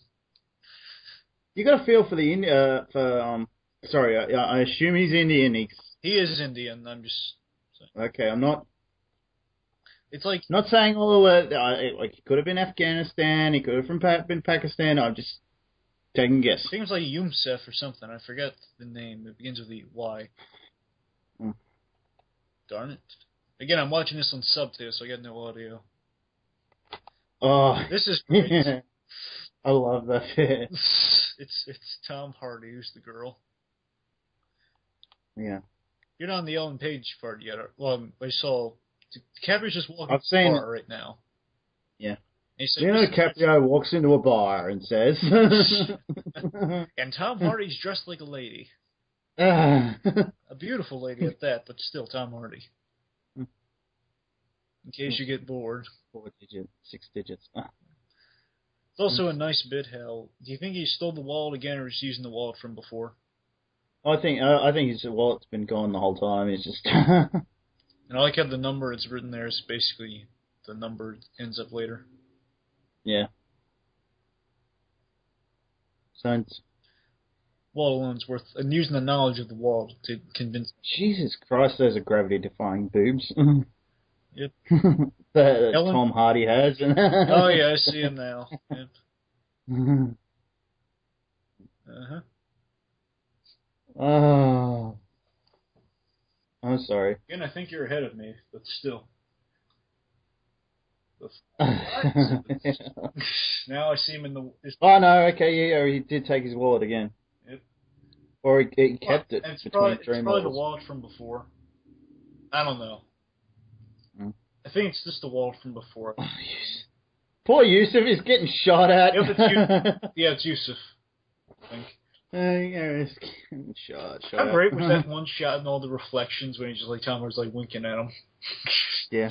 The female, no, the one from way back there. Fooled you, didn't I? Wink. My name is Mr. Charles. You don't remember me, do you? I like how they have all these maneuvers and plans at the ready, like Mr. Charles. You know, like distract him with a female lady, then bring him in. You need to buy Mr. Cobb a little more time. He's coughing, which, yeah, it's not good. Mm-hmm. You work for the hotel? No. I specialize in a very specific type of security. Subconscious security. Talking about dreams. Uh-oh. Are we out of sync again? Maul's coming in.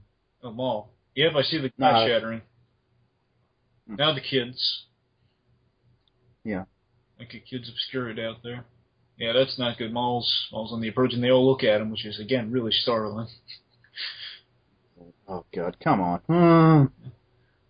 I like how he powers on through, though. That's a good moment.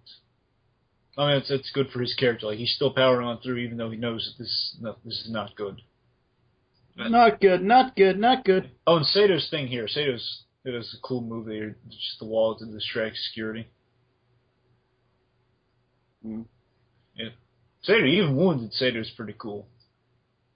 Oh, and the slow motion rain effect. To the train. Yeah, how it affects them in the first dream, it affects them in the second one. Then they all turn sideways. Oh, he gets to kiss Ellen Page. God. Oh, lucky guy. Lucky dog.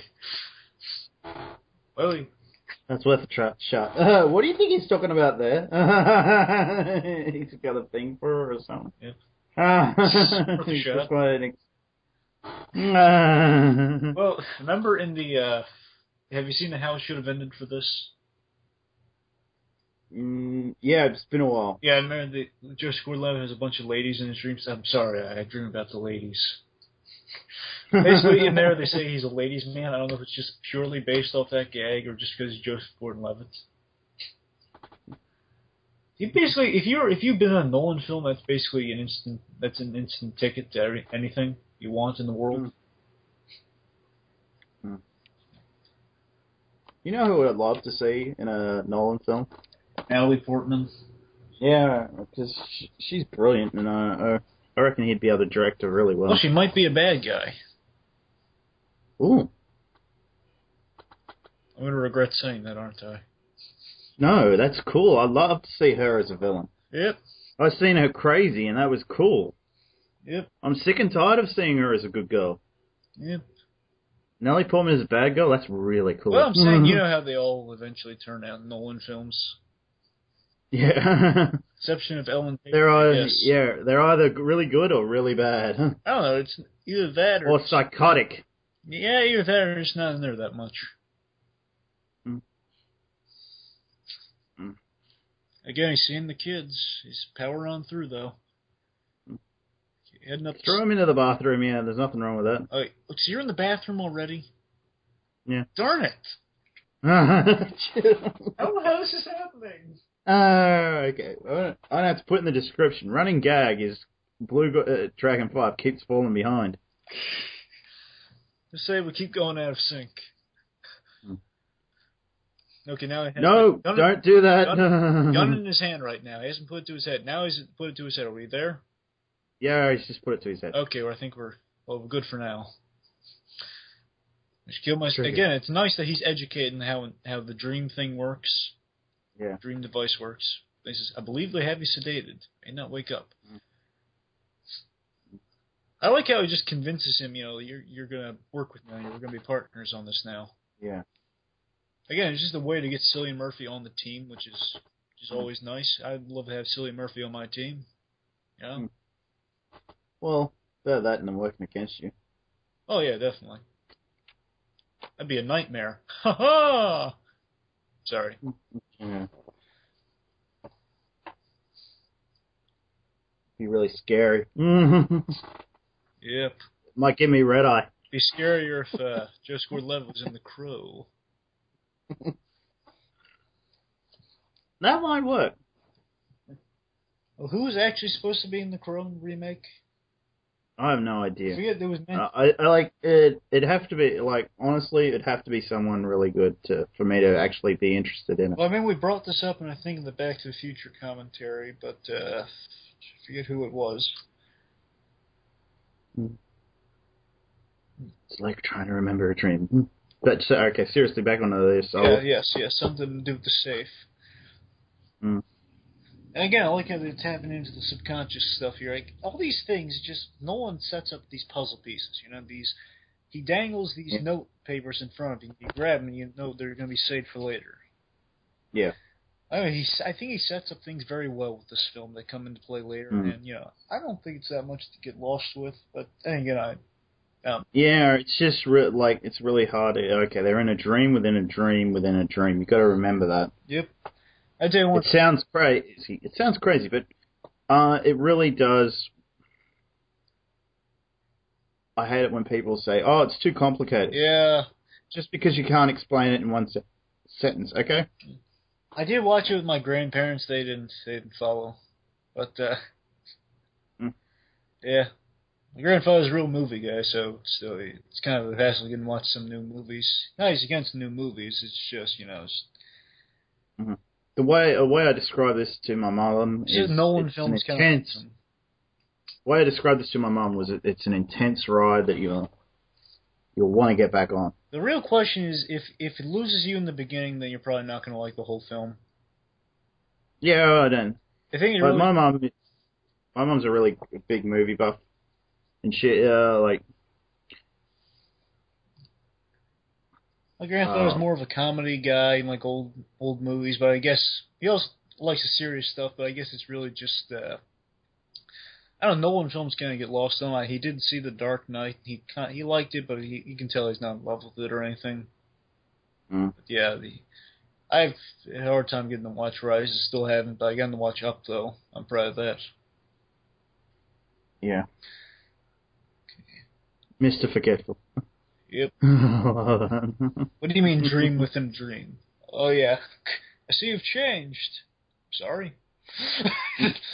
I've seen you change. I love Eve in the background. The minute he says Leslie Curry, he's like, "Oh no, not me! It's not me." Again, the friendship between these two is really cool. Again, it's fake Ra's al Ghul and Bane walking down a hallway together. Sorry. Ra's, Bane, Scarecrow, and Alfred. And Robin. Did they follow him all the way up and then just stand outside the door? Did who follow him all the way up? The other two follow Tom Hardy and that follow him back up to the room. They haven't entered the room yet, have they? No, they haven't. They stand Tom Berenger's just gone inside and then he's got the gun to his head and he's like. Well, they did follow him. They basically know where he's going. They've all Yeah, I'm just wondering, are they supposed to? Have we skipped ahead a bit of time? Within the movie, we skipped ahead a bit of time because they were downstairs and they go up. You mean are they waiting outside the hallway right now? Yeah, is that actually Tom Berenger? Yeah, that's actually Tom Berenger. Yeah. Well, I mean, yeah, that's actually the real character. Or is that Tom Hardy pretending to be Tom Berenger? No, it's not Tom Hardy pretending to be Tom Berenger. Oh, there he is. That kid just came in. Okay. So they followed him upstairs. Yeah, they did follow upstairs. And I think you're ahead of me again. What gives? This is Mr. Fisher. He's lying. You past that? Mr. Fisher. Okay, now he just walked in the room, so you've seen that already? Tom Berenger, yeah. I mean, Tom Hardy just walked in the room. Yeah, just past that. Cillian Murphy's gone to sleep. And now I'm going to leave them on a brilliant chase. On a merry chase, and of course, Hardy has the last line before he goes on. Oh, the curtains. Oh, dear. Yep. Security's going to run down hard. Leave him on a merry chase. Mr. Eames. Fast forward here, he sees the curtains. Now they're in the snowy tundra. Yeah. I'm looking through the scopes right now. Yeah. Okay, I think we're there. We're synced again. For now. Hopefully the truth we want Fisher to learn. You think Fisher's going to be alright mentally because he is shooting parts of his subconscious even though he says they're projections? Yeah, they're just... You kind of have a sense that, I don't know, I think it's just the delivery. It sounds like he may be lying. He's like lying about something. Because he's just trying to like not get into an argument because he's trying to get things done fast. No. I don't know. He's right. He's not killing off parts of his mind. Yeah. Oh yeah, we're getting across a lot. This big action sequence here, like. Oh yeah. We get the van chase at the moment. Oh, this is really cool. He brings the guy and he's like, "Oh no, get out!" Knocks the guy off the motorcycle. That's... Now it just Gorden-Levitt's being followed. Get off my van! Yep. Okay. Hans Zimmer. Yep. God, if you haven't got an Academy Award yet, you should get one. Oh yeah. He probably has gotten an Academy Award, but he deserves more. Yeah. He deserves a shelf full of them. Yeah. Every movie should get an award for every movie because he's brilliant. Yeah. Swear to God, if I ever make a big budget film, okay, first guy I'm calling to do my sound is him.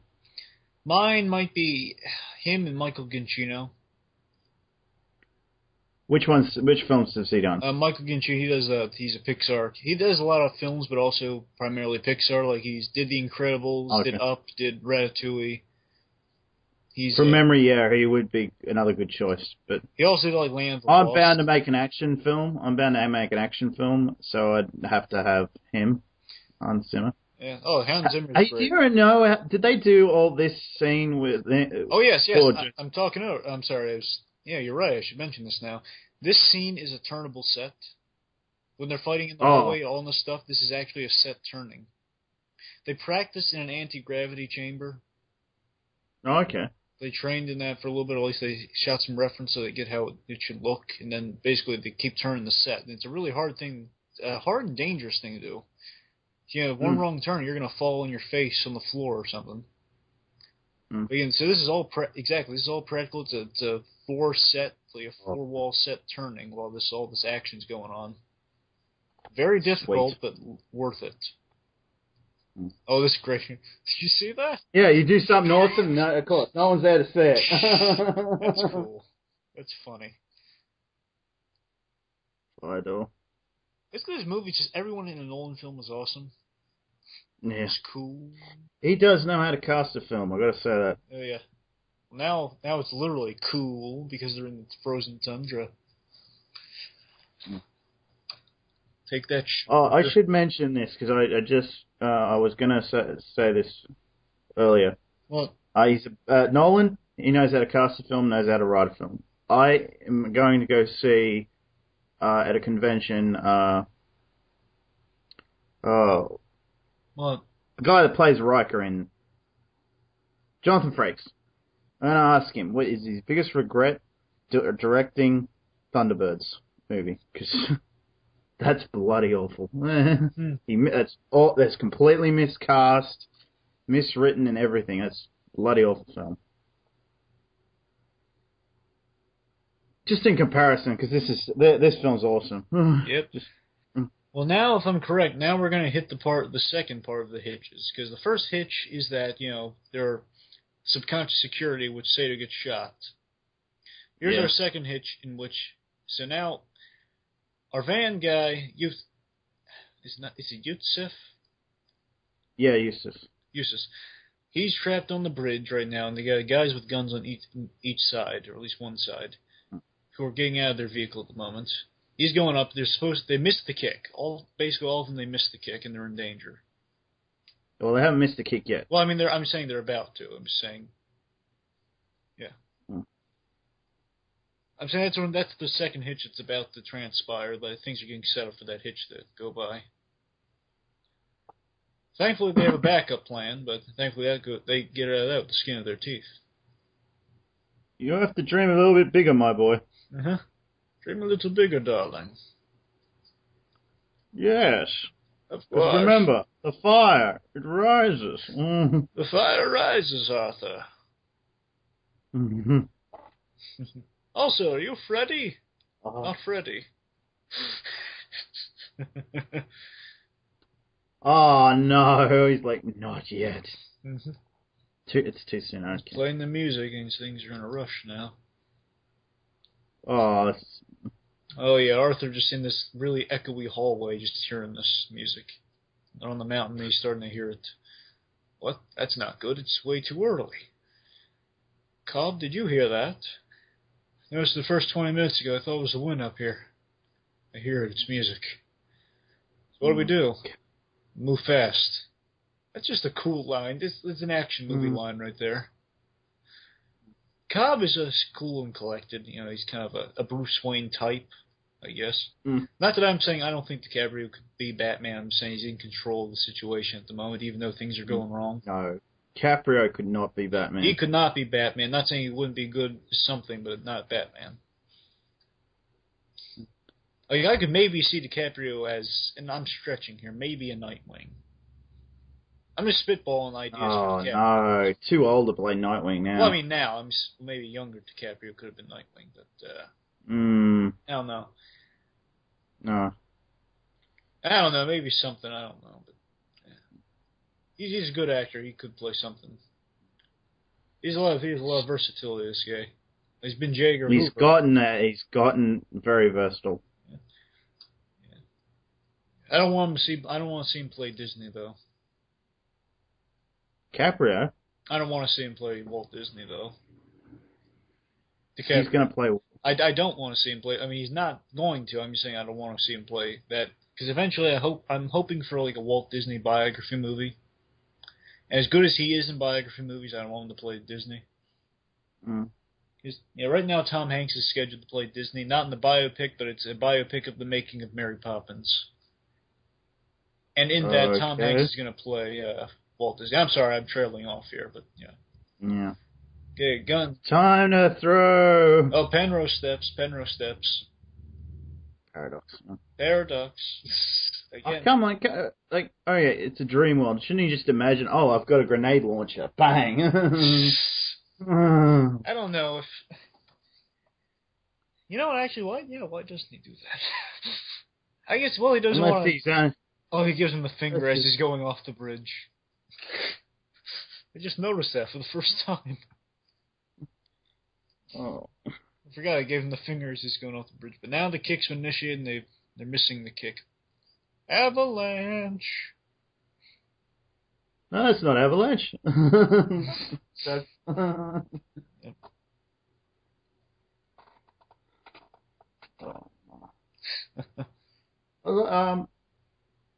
Where'd they film all this stuff in the snow? You know? I want to say the Himalayas, but I could be wrong. It might be the Alps or the Himalayas. Again, I'm not sure. Okay, I thought you might know. I want to say maybe Himalayas. Yeah, okay, now they gotta wait for the van to hit the water. Yep. Oh, is that... Oh, I was going to ask you that. Oh, where Cillian Murphy can't just someone dream of a goddamn beach. Yep. I was wondering if that was actually something Cillian Murphy said when he was in there. Hey, couldn't Chris, couldn't we just rewrite this so it's at a beach? As much as I'd like to think that actually happened, I don't think so. It sounds too well scripted to be. I don't know. It'd be great if it was. It's something I think Tom Hardy might say if it was improv.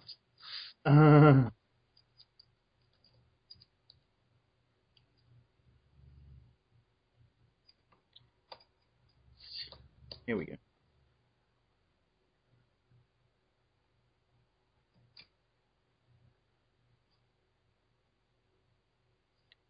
Oh, by the way, why couldn't Ellen Page just radio the other guys and say, "Hey, look, there's a way out this way," and not tell Leonardo DiCaprio character? Yeah, I thought that too, but I don't know. Yeah. I figured that too, but still, I don't know. It builds for dramatic tension. Yeah. I don't know. I guess DiCaprio might have been close. Maybe DiCaprio's closer, or in like a better vantage point. Well, it was him and Fisher close together, wasn't it? Yeah, unless like she can't radio him directly, which makes no sense, by the way. I guess. I don't know. Maybe I think it just might be DiCaprio's closer. I think DiCaprio might be closer with Fisher. Or the command has to come from him. I don't know, something, but still, it's a small gripe. We need it to move the plot forward. Yeah. Oh. Also, high-pressure nitrogen was used for the air cannons, too. For the explosions early on.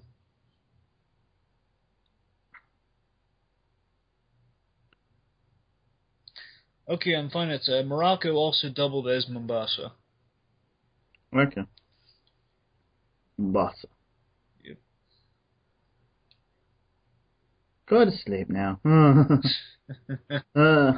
Oh yeah, more of this. This is just great. It's battling here. Yeah, we're heading into the final reel, and it's just the zero gravity battle. Yeah. This one. They do that the same way, because it just seems. This like, one might be wire work mixed in with the turning room. But of course, all of these floating items are actually computer generated. Some the chair might be wired, but I'm saying a lot of the little smaller items are computer. Of course, yeah. Of course. So I just I love this base set. Okay, every time I see this scene, I'm just like, shoot, wait, don't shoot, now shoot. It's like this scene in Saw where it's like, just shoot already.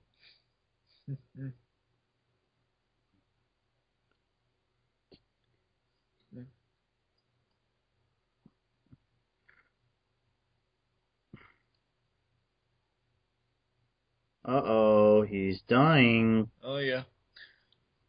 But okay, I see him killing off projections. Has he killed Fisher yet? Has Fisher been killed yet? No, Fisher has not been killed yet. Making sure. Okay, I don't want Fisher to die yet. Mm. Well, wouldn't you? Well, he's making the moves on Ellen Page at the moment.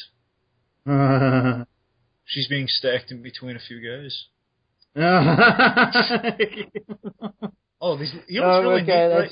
You know what's really neat right here? Like all these little blood drops are even in zero gravity mode. That's a nice little effect I forgot. Yeah. I'm in. Yep. Poor Cillian. Yep. He's still, we're still alive. He's good. I never see him in enough stuff. I've got to be honest with that. I'm sure he does stuff. It's just never in enough stuff for me. Okay, this place is a temporarily closed ski resort in the Forest Mountains, like in Alberta, Canada. Oh, okay. Yeah. This is where they shot on Her Majesty's Secret Service for James Bond. It's okay. I mean, it's the ski. No, I mean not. It's not where exactly we shot. I'm saying it was a ski chase. All the ski chase stuff is inspired by Nolan. Okay. It was inspired by that film, and Nolan loves Bond films. Hence all. Do you think he should do a Bond film? You know, I wouldn't have any. Problems with it. Here comes Miss Psycho. Yeah. Mm-hmm. Well, I see him pushing the zero gravity buys out. Are we out of sync again? Pushing the buy now. Miles just showed up, and we're about to get. She's about to get shot. Darn it! Now he's climbing out of the thing. I guess we're behind again. Oh, she's just a protection.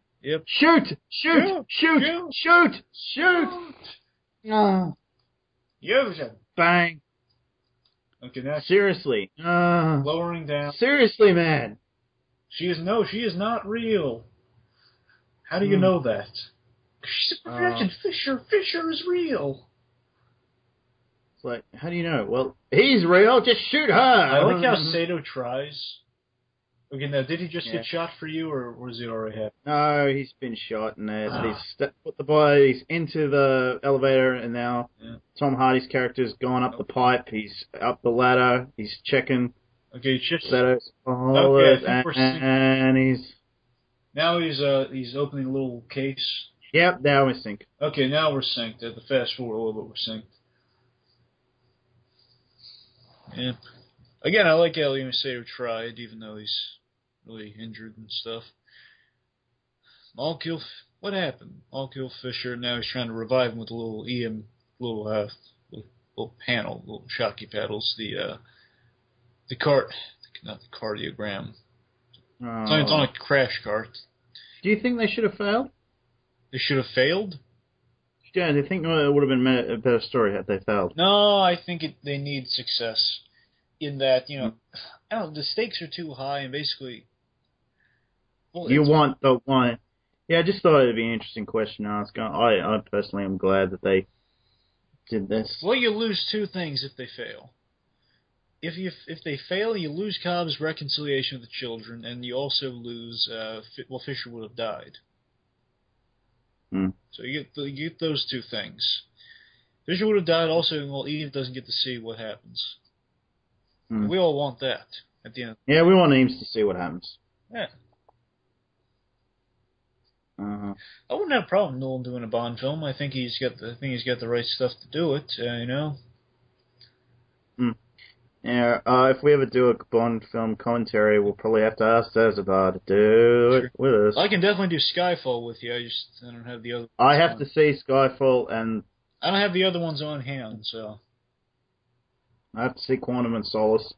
I only have Skyfall. Those will not be the first ones we do. I've got plenty more picked to do before that one. I've only physically got Skyfall, so. Whenever you do that one, I'm there for you. Okay, another excuse to see a wet Ellen Page. Yep. Not bad. I wouldn't mind spending a day on the beach with her. You've seen. Oh wait, hang on. He's back at the beach. You've seen Super, haven't you? Have seen what? Have you seen the movie Super? No, I haven't. I have seen that infamous scene with Ellen Page in it. Okay, just checking. Okay, but this visual up here, this visual coming up here. Just all these buildings, like the sand we saw earlier, like kind of the beginning of them building buildings with sand, and now there's like sand, they're deteriorating. Just a brilliant, it's a really great visual. It's a digital effect, but it's a really good looking one. There's these huge buildings collapsing like sand. I gotta say, Nolan does spend a lot. Obviously, does have the right crew behind it. Oh, he does. He always does. I think his wife's his producer, actually. Yeah, but you have to question if in all his films the women are crazy or they're just really nice and don't do much. Yeah, they're nice. They don't do much. They're crazy.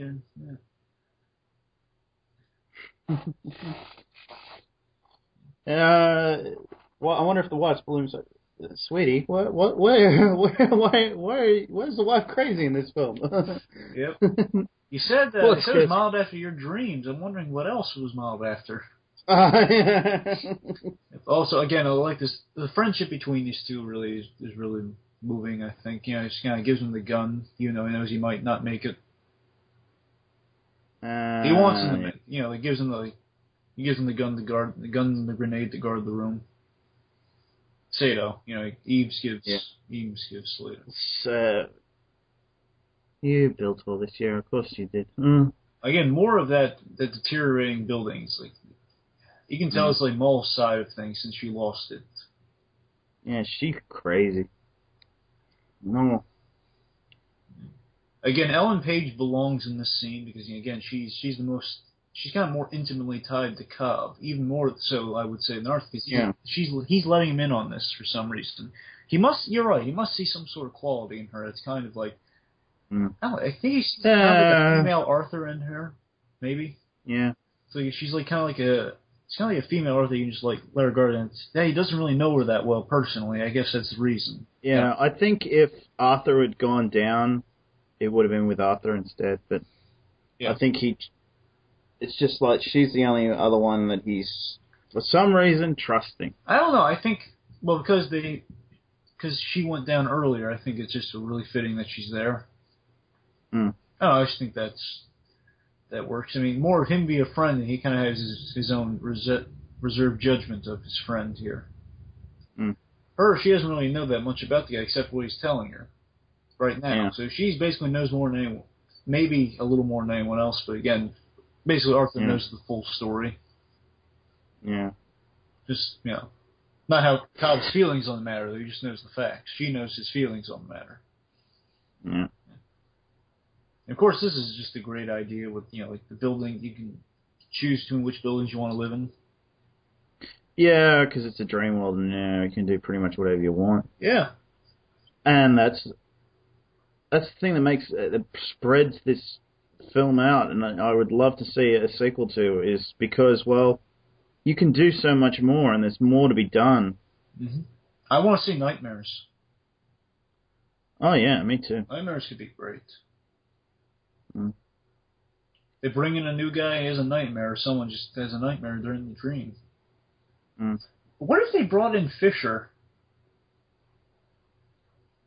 Well, they're probably going to mention Fisher if they did do so. They're just going to have him like be in the headlines of the company, like saying like a stock report going on somewhere. I was saying, what if things went south? Do you think they bring him in on the process because he has some experience with it? Well, I wouldn't mind this Cillian Murphy coming back for something. Maybe he's the one that employs him this time, and I don't know. That'd be nice, but he doesn't know who they are at this point in time. I don't know if Sato would. He might the only thing is I can see him figuring it out. Yeah, one could maybe assume that he recognizes Sato. That's the only thing, because he should know who any of them are except for Sato. Sato's a businessman. With his own company, he's probably realizing, wait a minute, I know that guy. He was in my dream. I don't know. Yeah. Recognize him from the plane, who knows? Either way, he should have a cameo. Leonardo DiCaprio should not come back. That's it. Yeah. That's one thing I agree with Sid on. He should not come back. But, it's like bringing Kay back in Men in Black 2. I mean, it's just, he took away his perfect ending. You don't want to do that. Yeah. Oh, it's really on edge here. You realize how crazy she is after this. This isn't, well... The fact that she has the knife, like early on when she had that knife and all these little things on the table, earlier like when the sun was all up and like setting. When she's back from the dream world now, she has that knife. But I've got to say, that scene with her, it really does leave it up to it does sort of put in that you think, oh, no, it's not, he's still not dreaming. Yeah. This is not all just a dream. And meanwhile, the van is still falling. Yep. Seems to me. I didn't leave you. This is where you're supposed to be. No, because you're just a projection of power. Yeah. I'm seeing some anti-gravity stuff right now. Sato's coughing, and now the van's falling. Are we that out of sync again? I think so. Now she's holding him as his face. Yeah, I'm not that far ahead. I'm not that far ahead of you. Sato's about to die. Listen to yourself. See some gunfire going on. She's just called the children over, and he's like, "No, I don't. Please stop. Those aren't my children." Yeah. You don't want to see the fake versions of your children before you see the real versions. No. Again, it's like living. You'll fall in love with the lie. You don't want that to happen. Yeah. Because if he sees their faces, he'll never want to leave. Because he's been longing for that image. He knows that, and I like that. In fact, he stops himself from looking. Every fiber of his being wants to look. Yeah. It's like, but there's that part of him that knows it's all a dream. Uh-huh. Good on him. Do you think, what would you come down on the situation? You want reality or you want perfect dream world? God. Basically, you could be married to Natalie Portman. And have many children all named Raven. Think about it. Would be really nice, but I'd know that it was a dream. Yeah. It'd have to, yeah. I'm of the belief in the Matrix. You know, if you're going to believe it, you have to have some sort of darkness there or whatever. You can't have a perfect world because otherwise you'll just want to wake up. You will because you'll know it's all not real. Actually, he modeled Marion Cotillard's character on a classic femme fatale from noir films. Yeah, that's why she's dressed like that. The way she's on this long dress each time you see her, usually, with the exception of now. What I'm saying before. Yeah. Again, I think she's got a nice look to her. This Marion Cotillard. She's a good actress, definitely. I'll give her that. Oh yeah, yeah. I loved her in Public Enemies. I thought she was really good in Rises. Well, I mean, I thought she was good in Rises, not really good. But she's good. Oh wait, sorry, Public Enemy. Yeah, Public Enemies. Enemy. Yeah. But she was working with a brilliant actor there too. My favourite male actor is Johnny Depp. Because he literally can play anything. I think she could have used more scenes in Rises, but, I wouldn't have had a problem with a 4-hour Batman movie. That's just me, though. I think it should have been 2 parts. Honestly, I think Rises should have been 2 parts and people would have stopped the bitching. They wouldn't have gone for it. I mean, the studios wouldn't have gone for expanding it, because they want to sell it on, a third film, not a Twilight sort of thing. Would have made them a lot of money, but it would have made them a lot of money. But still, they just wanted the brand name for trilogy. And Nolan, I don't know how Nolan would have liked to stretch the film. Oh, I think it could have worked. I honestly think it could have worked because I've thought about it, and I know the perfect point to end it is after the part. Well, would have ended it. Batman's back is broken. And that's how you end just expanded that. That's where I would have ended part 1 of Rises on. Oh, definitely. And then gone into, I would have called the next one, The Dark Knight, right. No Man's Land. Well, what if it's dark? What if it's Nightfall, then Rises? Dark Nightfall. Yeah, that would have worked. Yeah, Fall, then Rises. I don't know. I'm saying, again, I think... You could have even ended it with him in the prison. And just done a Back to the Future 2 and 3 thing. Okay, he's throwing the grenade down the well. Yep. Big Bang Theory.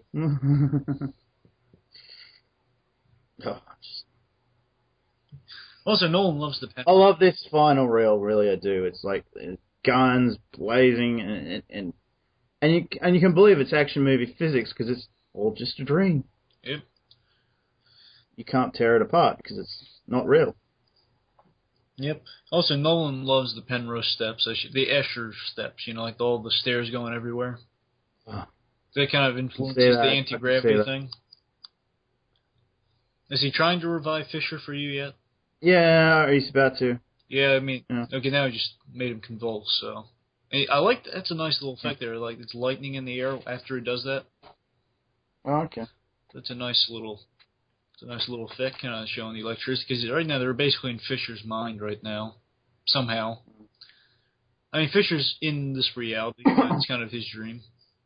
My theory though is that this whole bit here should have been one bit, and then because they got infinite time. The minute they went down, they should have woken back up because it's infinite amount of time. Yeah. Yeah, it's just the time. It's my one little nitpick is, they go down and then all this bit should not have been this long in comparison. But it's all for effect, so it doesn't bother me that much.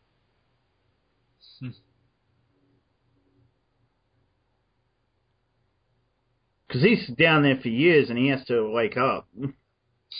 Yeah.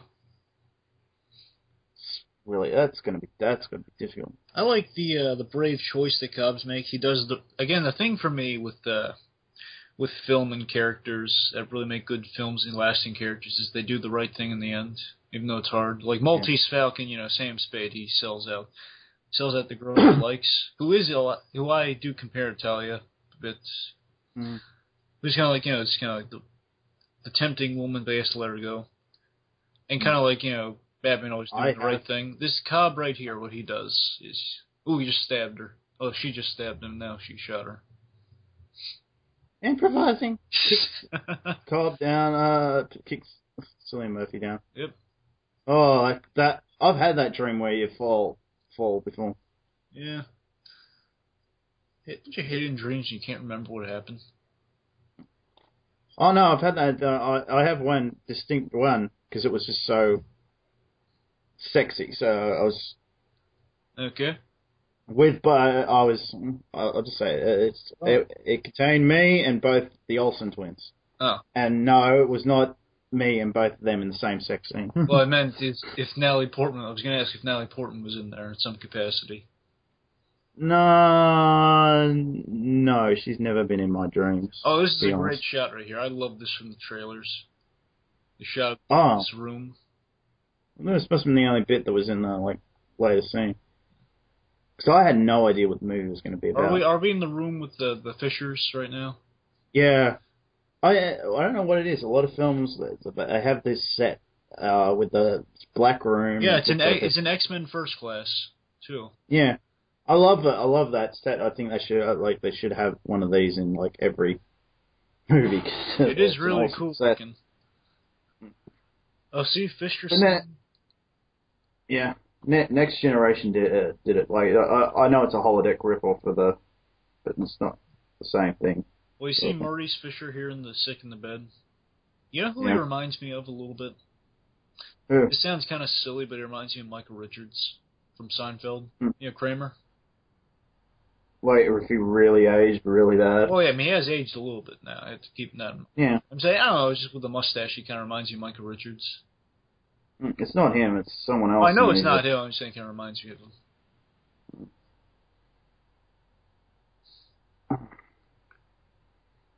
This is really... a nice moment. 528. I wonder what that number is in reference to. I wonder if it's 91. Okay, it's 528.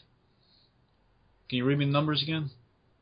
Oh, I missed it, sorry. 528, so. 28491. 528491. No, I got nothing. So this moment right here is really moving.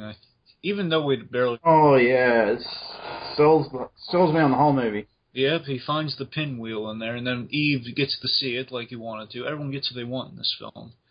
It's really, really nice. Yeah. But the minute Eve sees it, he pushes the button, we succeeded. That's the catharsis right there. I mean, you saw. It's mission successful. We did it. Fisher has his emotional reaction with his father. Father can treat him like crap, but deep down the father loves the guy. At least that's what they lead him to believe, which is really why it all works. Yeah. I'm saying if they gave him a happy... Just jump, Ellen, jump! If they gave him a happy memory, I think that's a good thing to be said. That's the kick. That's the kick. You have to go now. And give this Hans Zimmer music right here. It's fine. And the scale, just the pure scale of everything being destroyed right here. Yeah, he does a great job with his scale. Nolan, I mean... Oh, yeah. There's her falling through all these levels.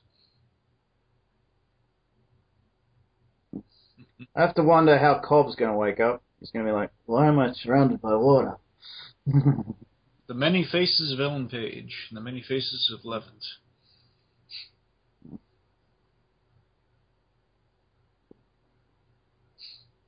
I'll just hurry up and die. I missed this bit before. I only caught it this time. Is where he says, yeah, we did grow old together, and it shows the two of them really old. Yeah. Yeah. Brilliant. They did age inside the mind. Yeah, it really puts it in your head. Yes, they did grow old together and everything. It was. I like how they don't show the old faces. I just like how they show the old hands. Yeah, they show the old hands. That's all you need to see. Yeah, exactly. And like the height thing was like a nice touch. You didn't need to see the height, just the hands really sell it. Mm. You know, this is actually a really nice moment here. It's crazy. Well, this is the last time he's going to see her because he's letting her go now. He's just got to let her go. He kisses her, she sheds a tear, and then she dies. Yet I think this is better than her death in Rises. Of course it is. She's completely crazy in that. Yeah, Bruce Wayne actually had feelings for her, and then they had a goodbye. That'd be the way to do it. Like this. We have a son. His name's Damien. Da, da, da, da, da, da, da. No. This raining in the water thing just looks like a great visual to me. Oh, yeah. Oh, this film wetness looks good. You know, all this just rain and coldness. Of course, I never want to be there in real life. Mm. It just looks nice on film. Nolan does good rain. It's really, really hard to do. It really is. You know, it's really cold water they're using. They can't heat up the water at all. No, that's part of the problem. Like, it's very hard to do wet weather because it just adds so much money to the budget. Then, you know, I understand that. Like, I'd only include rain if it's very important to the story, like the symbolism of the story or anything. I imagine though he's not down there for that. Like, when it gets to this level, he's not down there for that long. Yeah, I would imagine so. Mm. But yeah, that's a great way to come full circle in which, you know, we see he can't be down for long, or else he's gonna die. Mm. He does look older here too. Yeah. Oh, but yeah, this is just right now. He's just waking up for you, isn't he? I mean, No. You know, now the gun's being found on him. Yeah, no, he's in no room for me now. Okay. Well, he's dragged in the room now. He's just waking up from the oatmeal. Mm. I'm waiting for someone. Someone from a half-remembered dream. That's a great line. Half-remembered dream. Cobb. Just seeing the film, and now you know who this guy is. Impossible. Who the young men together. He's just this makeup job and the acting comes through just like full circle, you know? Yeah. Yeah. Brilliant. Yeah, it's like an old friend coming to visit him. I know we sound like such big, huge Nolan fans, and I am. I honestly have yet to see a bad film that he's done. He's Pixar, and I don't care what anyone says about Cars 2. Cars 2 is not a flop. It is not a terrible movie. Mm. Sorry. But yeah, Nolan is Pixar. Pixar is Nolan. Mm. They're like each other, kind of. Mm. Cars 2 does work. Yep. I don't hate Cars 2. It's not meant to be a big success. It's an alright film. It's just there. Mm. Still. I'm looking forward to Finding Dory. Oh yeah. And Monsters University. That one's coming this year. Mm. Seriously, this makeup job, I'm just looking at it more, it just looks fantastic. Seamless. This looks like a seamless makeup job. Right? I love this ending too. Oh yeah. That's Nolan for you. He knows how to end a film. Come back with me. And Rises did work. I don't care what anyone says. Hey, Rises work. I loved Rises. I loved the ending for Rises. I'm So he just woke up for you? Yeah. And Cillian Murphy's gotten his immigration papers. Immigration forms. Okay. I reckon it would have been funny had Joseph Gordon-Levitt and Ellen Page had been cuddled up on the one chair. That would have been funny, but you know where they were placed at the beginning, so it would have raised too many questions. I don't care. All right, no, wait. Would have been better had I been cuddled up to Ellen Page. Then we wouldn't known it wasn't a dream. Oh, yeah, Sato's keeping his end of the bargain. Cobb's like in disbelief, saying, it worked. It worked. Even this guy here. Yeah, I'm sure I've seen him in like TV shows and stuff. The guy that's playing the cop, that's the immigration guy. Even this guy does a great job. It's like, you know, his attention. Yeah, I think he's. Because you're wondering, is it going to work? Did Sato keep his word? Is this the dream or not? And that comes later, but that comes later. We see, his tension-filled scene. Says, okay, you're good to go. Yeah. Welcome home, Mr. I get Cobb. the sense from this too that like he's leaving the job behind. He's not going to be heisting anymore. Oh, he won't. Well, Arthur might. It'd be nice if maybe they consulted him. I'm saying if you brought him back somehow for a cameo, maybe be a consultant, like kind of like the Michael Caine. Then again, they could just bring in Michael Caine. Yeah. This is kind of like their final goodbyes. Like Eves gives him a look, and they all give him a look. And then Fisher says, wait, do I remember? He seems so familiar. Fisher. Oh, yeah. I'm saying Fisher. There's Michael Caine. He's probably going to get him into a Mini Cooper. Yeah. And then we're going to go off and do an Italian job. Yep.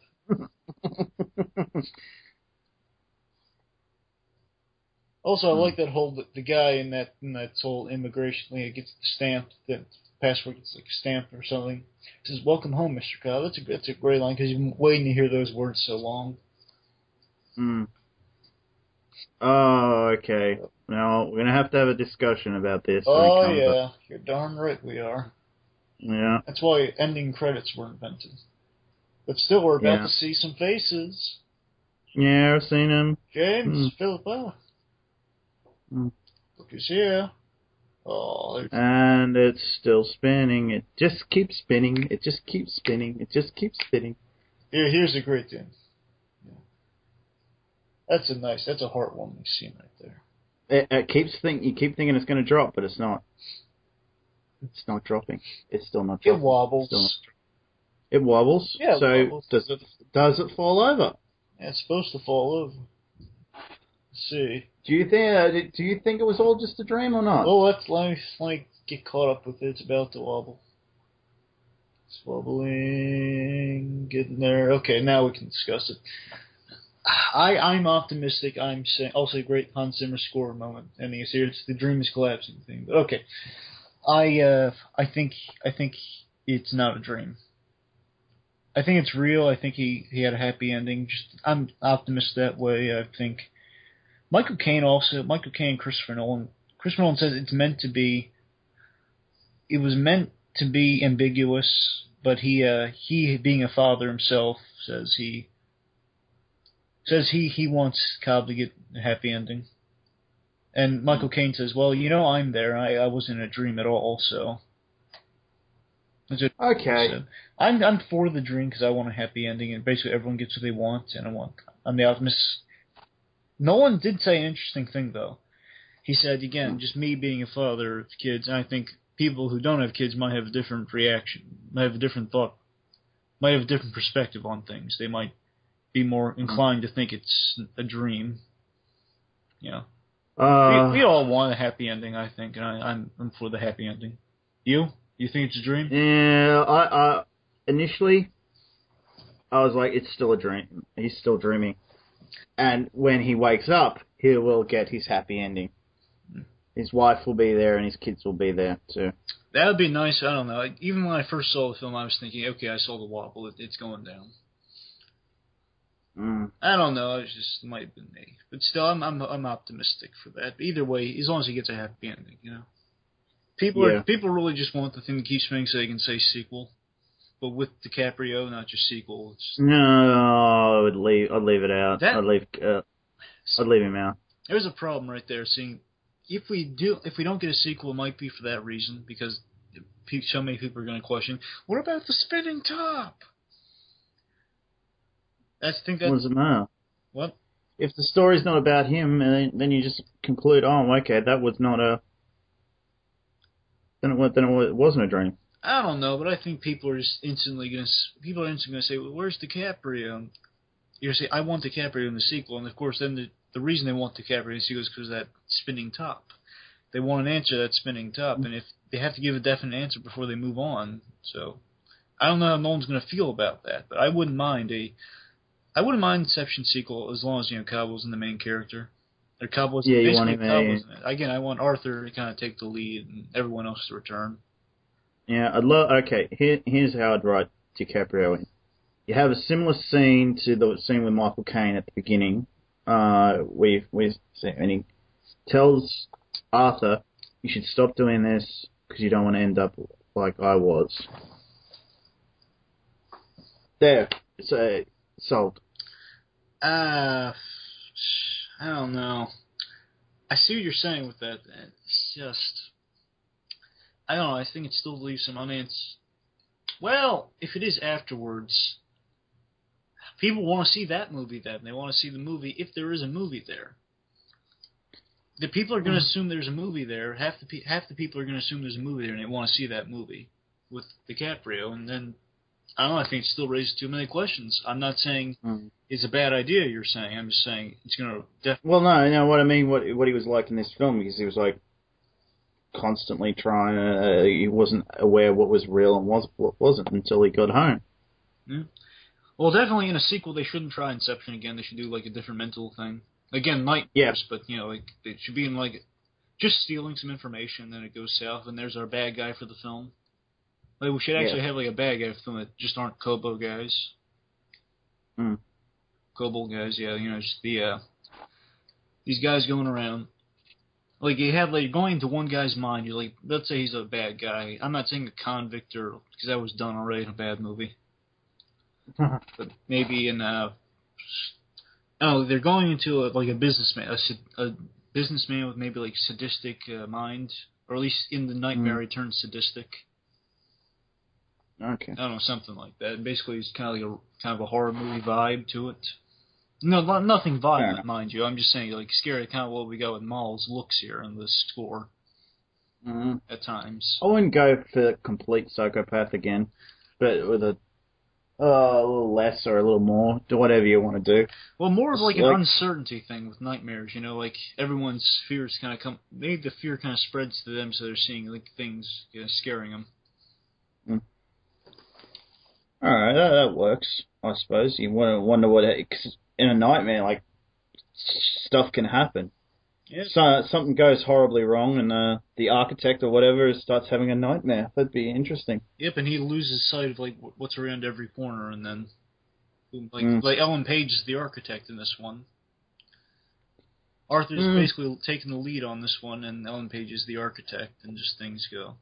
And the only reason I gather we're both getting rid of Cobb is because, well, his story's done. There's no real reason to bring him back. Exactly. Don't take away his perfect ending. Plus, again, you'll raise too many questions if you do bring him back, because people are going to want to see that movie, which we might... If you're going to have to tick off someone if you do bring Cobb back. Regardless, you're going to tick off some group of fans, or some people with a mindset about it. Well, the only other thing I would do is, okay, they do a third movie where they do bring him back. Make it a trilogy, and there you go. I don't know. I'm just saying the idea that I know Nolan definitely wants to keep it ambiguous, and that's going to give him a definite answer, which he doesn't want to do. And Nolan's set in his ways about things. I mean, the guy's a brilliant movie maker, but he gets set in his ways. Like, we're not going to see that director's cut of Rises. That was the cut we got. Yeah, that's the cut we get. It won't release director's cut. It's like how he also doesn't do commentaries. That's cruel, because I love commentaries, and I know he would be a brilliant one. Yeah. What? Yeah. I always wanted one for The Dark Knight and Batman Begins. Yep. We don't have one for Rises either. Alright. Mine's done, so I don't know where yours is at. But yeah, an Inception sequel without Leo sounds like a plan to me. But I don't really see it, like. I still see people going to see it if it's not there. Yeah, they're probably just going to go through this phase saying, "Oh, I wanted to know what happened," but still, I'm going to see the movie because it's going to be good. Mm. Probably, but still, I'm going to say DiCaprio's story's finished. We got to go with Arthur and the rest of the gang. Because we didn't really get as deep with them. We don't know what led Arthur there. We don't know why Tom Hardy's character is a forger. We don't really know that much about Ellen Page's character. Well, what we could do is, I know a way to bring DiCaprio back in the next one. Yeah. Flashbacks from Arthur's. Maybe that we go into some memories with each nightmare. So we go from Arthur and we see how he meets Cobb and how he trains him in the arts of the mind. And maybe you see Eve falling in with the wrong crowd or becoming a forger and stuff. Yeah. Yeah. Maybe Sato employs him or gives him some financial help finding a target or something. Mm-hmm. Yep. Anyway. Maybe. I don't see any. I don't have anything else really to say because it's a brilliant film. I'm glad we got it. Well, overall, I'm going to say that yes, Inception is a piece of cinematic history. It's just really, again, this kind of belongs to some of the greats. I would say it's that good. It belongs to the greats of film. Really well-crafted story on Nolan's part, well-written, well-directed. A lot of people worked really hard on this film, and boy, did it pay off. People speak very reverently of this film, and it is for very good reason. I enjoy this film very much. It's basically a Batman film without the Batman. Fantastic, it's just great stuff, great acting on everyone's part. Tom Hardy delivers a very fun performance. Ellen Page, she's wonderful. She's our eyes as the audience going through the film, but still being her own character. Mm. Joseph Gordon-Levitt. I mean, the guy has earned his supporting character badge, and now someday he's going to be in the protagonist. He's going to be a protagonist more nowadays because he's gotten so popular, being supporting characters. Again, it'd be nice to see him take the lead in a sequel. Again, supporting cast is great, and Ken Watanabe, he is also good. Yeah, Cillian Murphy's great. Everyone fulfills their roles. And Dilip Rao, who plays Yusuf. Yes. Yes. He's also a good comedic side of things. Simple role, but comedic. He's kind of like the Lucius Fox, a little more comedic Lucius Fox.